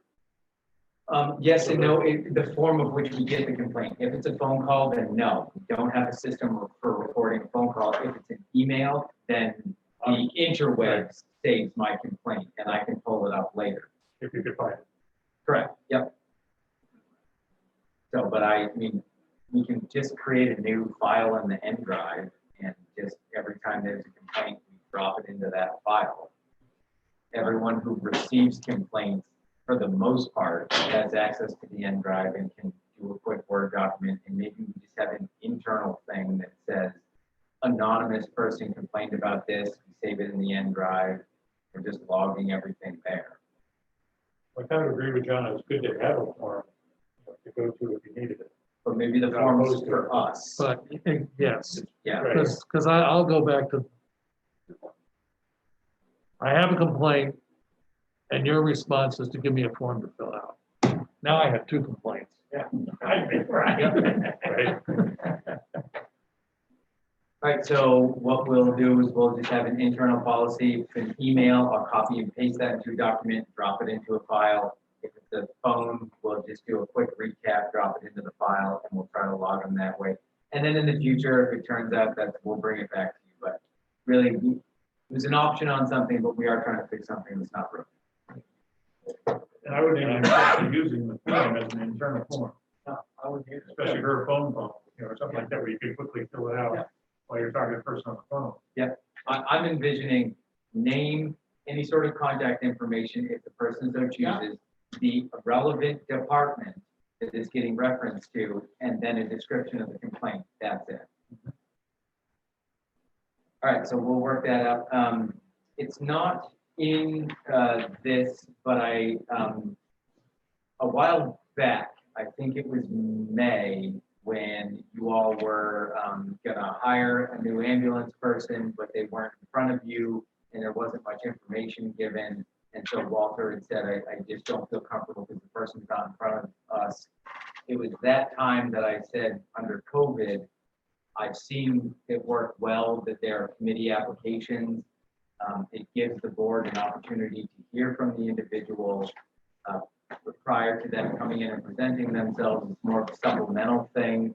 And in the event the individual can't make it in, you at least have some information from them and why they're interested in being appointed to wherever.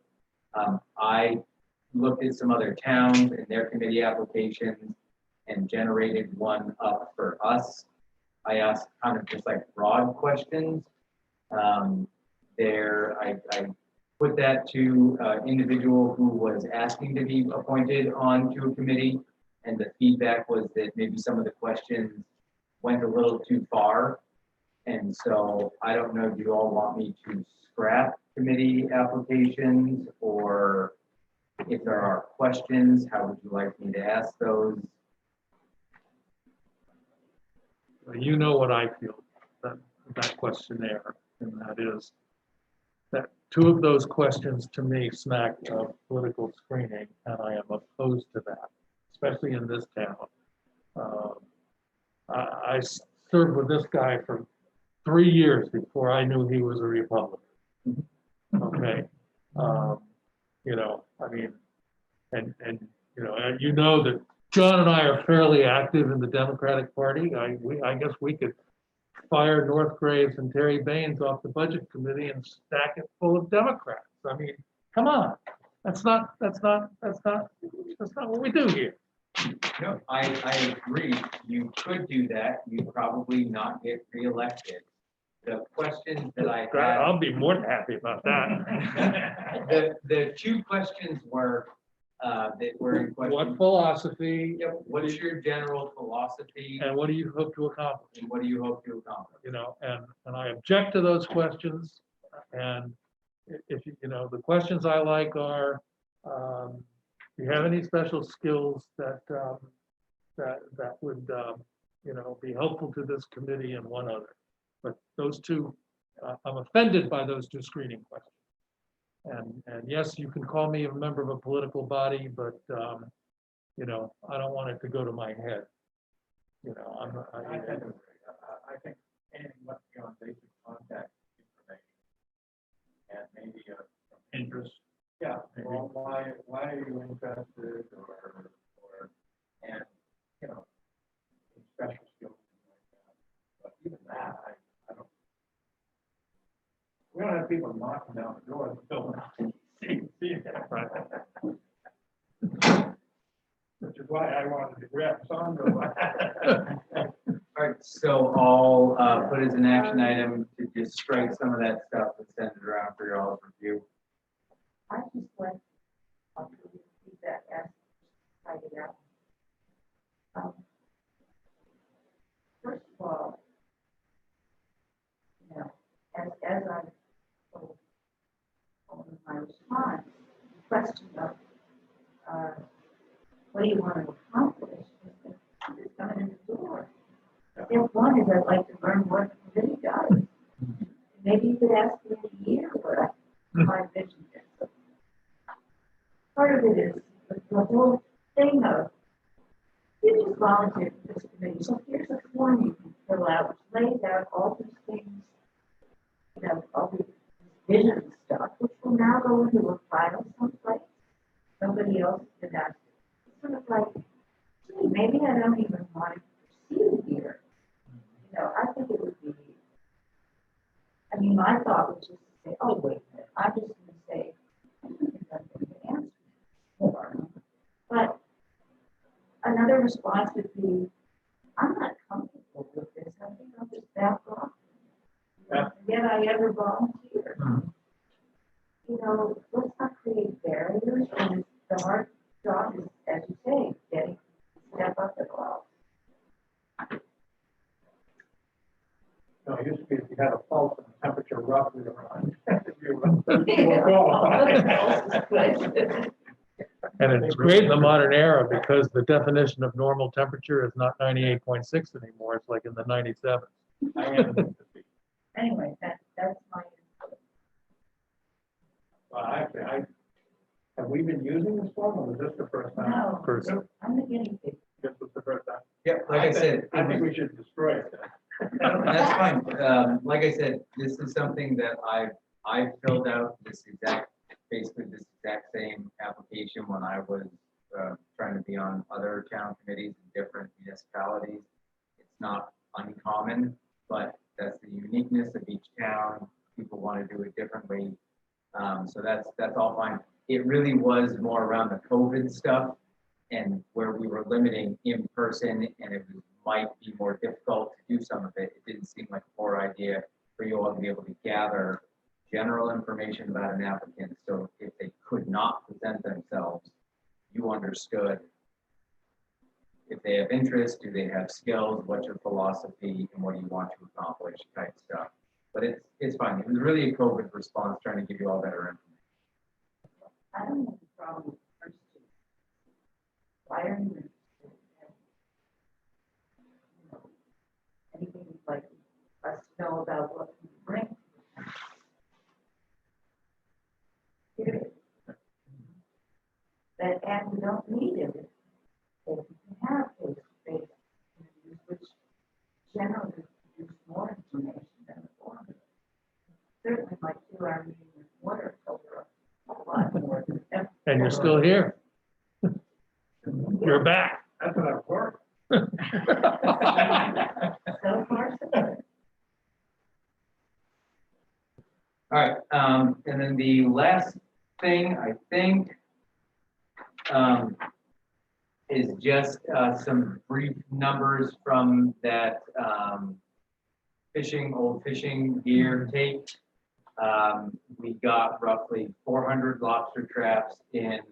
We didn't get any line or any buoys, yet, but we are gonna do it again this upcoming Saturday.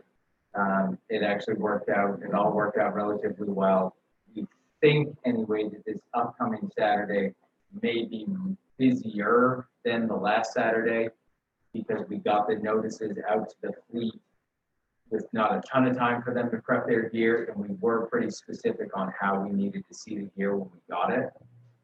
So our assumption is they're working on getting their gear ready right now and will come in again this upcoming Saturday. I still have more work to do. When we did it last Saturday, we've gotten some feedback from folks, and we're going to try to continue to refine this to have it be the most environmentally friendly, fiscally responsible, and good stewardship, good neighbor type program. And I still need to reach out to those folks in Gouldsboro, sir, and I'll work on that. The other recycling people. So, but it's working well. We haven't gotten negative feedback on it. So is this the end of it, this Saturday? Nope, the grant is ongoing. It's an ongoing funding thing. They do give monies for specific events. We are kind of trying to create events, primarily to collect as much of this material up from our community as we can, take care of us, and then we can have a little bit of a breather and see if it can fit into the broader community, look back on it.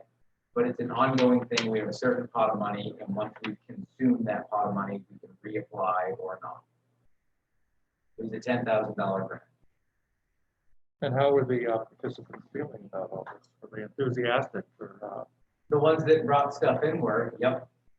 Yeah, I mean, and then it's also just, it's so great when you've got the old school folks and they're like, oh, I know how to solve it. Oh, okay, boys, start unloading the traps. No. The excavator arm gets positioned, pull forward, all the traps come off, smashed up, they're gone. Like, it was easy. Yeah, so it was good. There's a bit of Yankee ingenuity going on there. It's great when you have. I went up once, about a half an hour. Very efficient. Yeah. We had all this discussion on like how we were gonna crush them and this and that, but you give Chet an excavator and it just happened. So it worked out great. You now know how many you get in a dumpster? 300, roughly 300 per dumpster. They flatten up like pancakes and it's actually easy to crush them down in the cans. So we're getting about 300 traps per dumpster. And so we filled one dumpster up, which is a 40-yard, and then we had 100 traps worth in the second. Great. Yeah. Well, what do you guys adjourn? You didn't deal with this. That's the same thing. That's the That's contribution. the, No, you didn't deal with it. Yeah. What do you want me to tell them?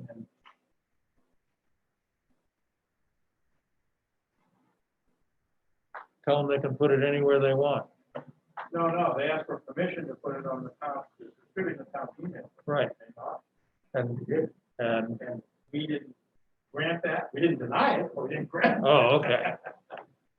If I recall. No, we didn't. Outspoke against it. Well, I know, but I'm only one.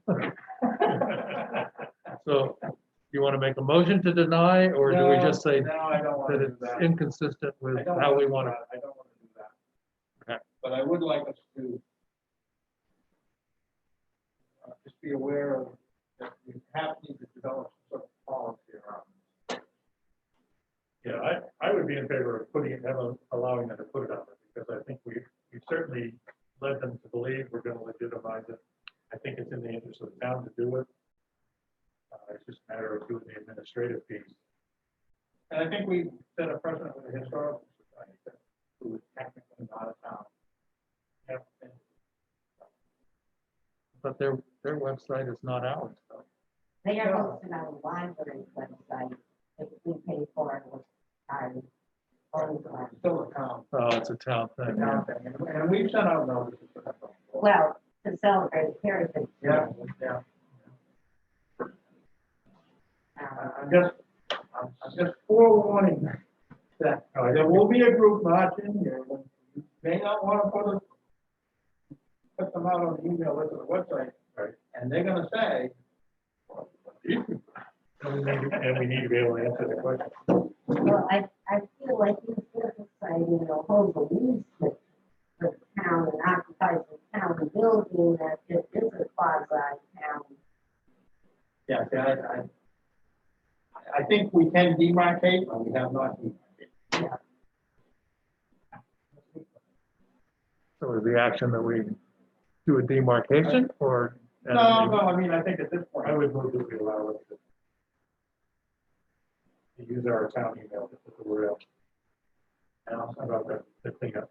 Okay, I'll second it, I'm not, nothing to do with them, right?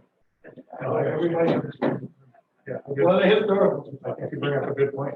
I just need to think through it. okay, it's been moved and seconded, all in favor? And then just to be clear, is that just the email listserv, or is that email and website? They only asked me. Okay. You don't have much time. We are not giving them permission to post at the post office. They're gonna get that themselves. So there are community bulletin boards at the post office and big store. We don't control those, right? Any concerns with letting them, just like we let a lot of other people utilize the town pier for, I don't have any concerns. No.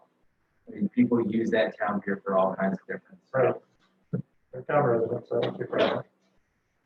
If there's a conflict, they'll figure it out. Lost room will go left, they'll go right, everyone will be happy. So I mean, they can't block the ramp. They can't block access to it. I would say that. Yeah, if somebody wants to. It's not a group of dumb, I feel very comfortable that they're gonna be great about it. I do too. They're actually there to clean up the shoreline, so. Yeah. Oh, last thing, I'm sorry. Trash at the town landing. That's, I was just about to Yep. bring that up. Thank you. Theoretically, the 2 trash cans that I ordered, they're 44-gallon trash cans. They have a covering, you can lock it. The entry to put items in isn't very large. The only thing that I don't like about it is it doesn't have like flaps that you have to push in. So some water will get in, but it does have a top covering. I got 2 of them. Jerry and I have talked about it. That will now be 3 trash cans that are down there. Andrew Stanchoff put one near where the picnic tables are. And then we're gonna be replacing the old barrels with these new trash cans. They were supposed to be coming in today. We called up to Lowe's. It likely will get them tomorrow. We will place them. And then after we've got it all shiny and looking pretty and we know exactly what we're doing, we're going to court our trash hauler, who's been very resistant to picking up that trash because we haven't controlled it in any way, and say, look at our new system. It's pretty simple and easy. You want to make a little bit more money, you know, we'll give you the key to this. We'll provide bags. We can help out. Can you add this to your route? And the hope is with the new steps we've taken and the controls around items that get placed in it, that we can get on a good routine. It's been something that it fell on me. Folks have complained about it. I'm a little Johnny come lately on it, but we do feel that we've got a good system.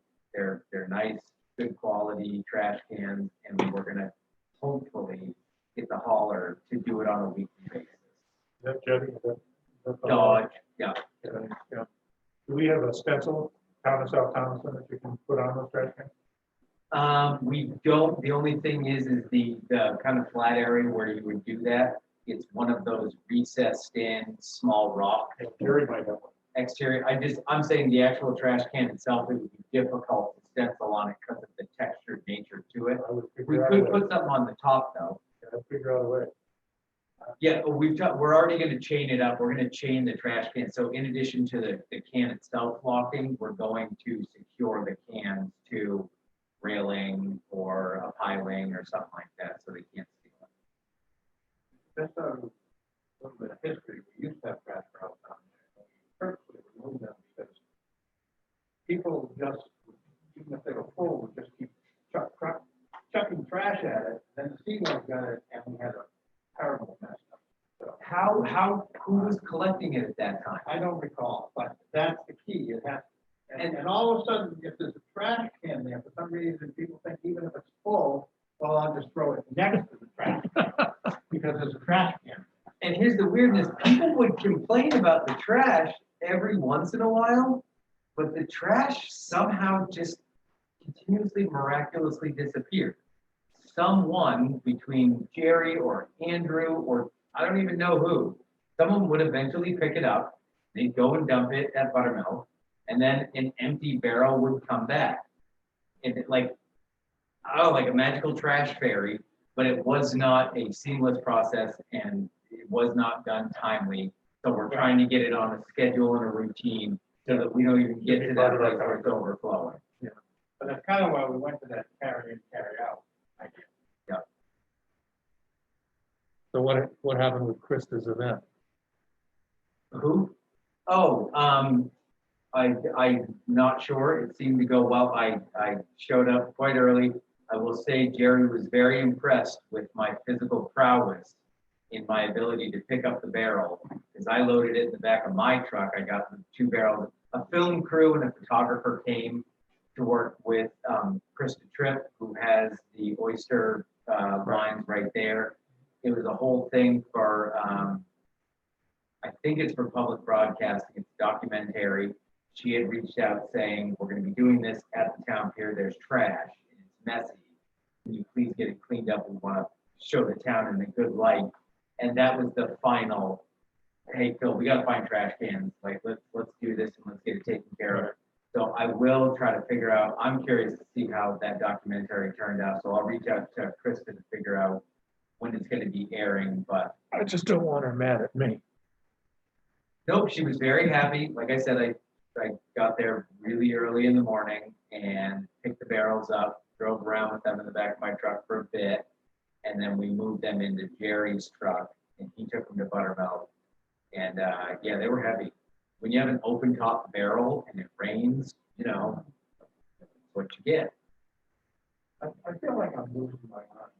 But did we actually set a meeting for next Thursday? No, we have not. No, because we were unsure about the date, because we don't know about the venue. The venue is, How did we believe? No, the venue was. the venue's there. Oh, I'm sorry, next Thursday, I the thought first. we did set that. Right? Yeah. Did we set a time? Is it 6? Or I don't know why. It's just. Let's do 6. Just, okay, that's, 6 in there. I'm gonna go right to those people tonight and explain to them that we didn't drive them out because we're jerks and we're resisting their, it's because of COVID, which they don't Well, seem I'm to. gonna call it. I'm gonna call is there any chance we could do it at 5? it. That's fine. It's all good. I just, Because Yeah, we could, but I feel like that's. hard for working people. I think 6 is working people. Yeah. It is. that's fine. So the public input or public discussion, I'll have some sort of wording for it. 6 p.m. town office in the fire pit. Yeah, and I think we should get it posted on the website as quickly as possible. I will post it tonight. I won't put the hard copies around until tomorrow, but I'll get it on the website. We're probably gonna have press. We're probably gonna have to take- Yeah, just by the way, when we took our recess, I did get an email from the local press asking what was going on with our meeting and whether we were coming back on, so we are being monitored. Was that Steve? Yep. Okay. We're under no obligation. I said recess until 7, that's when we'll go back The on. meeting's open to the public.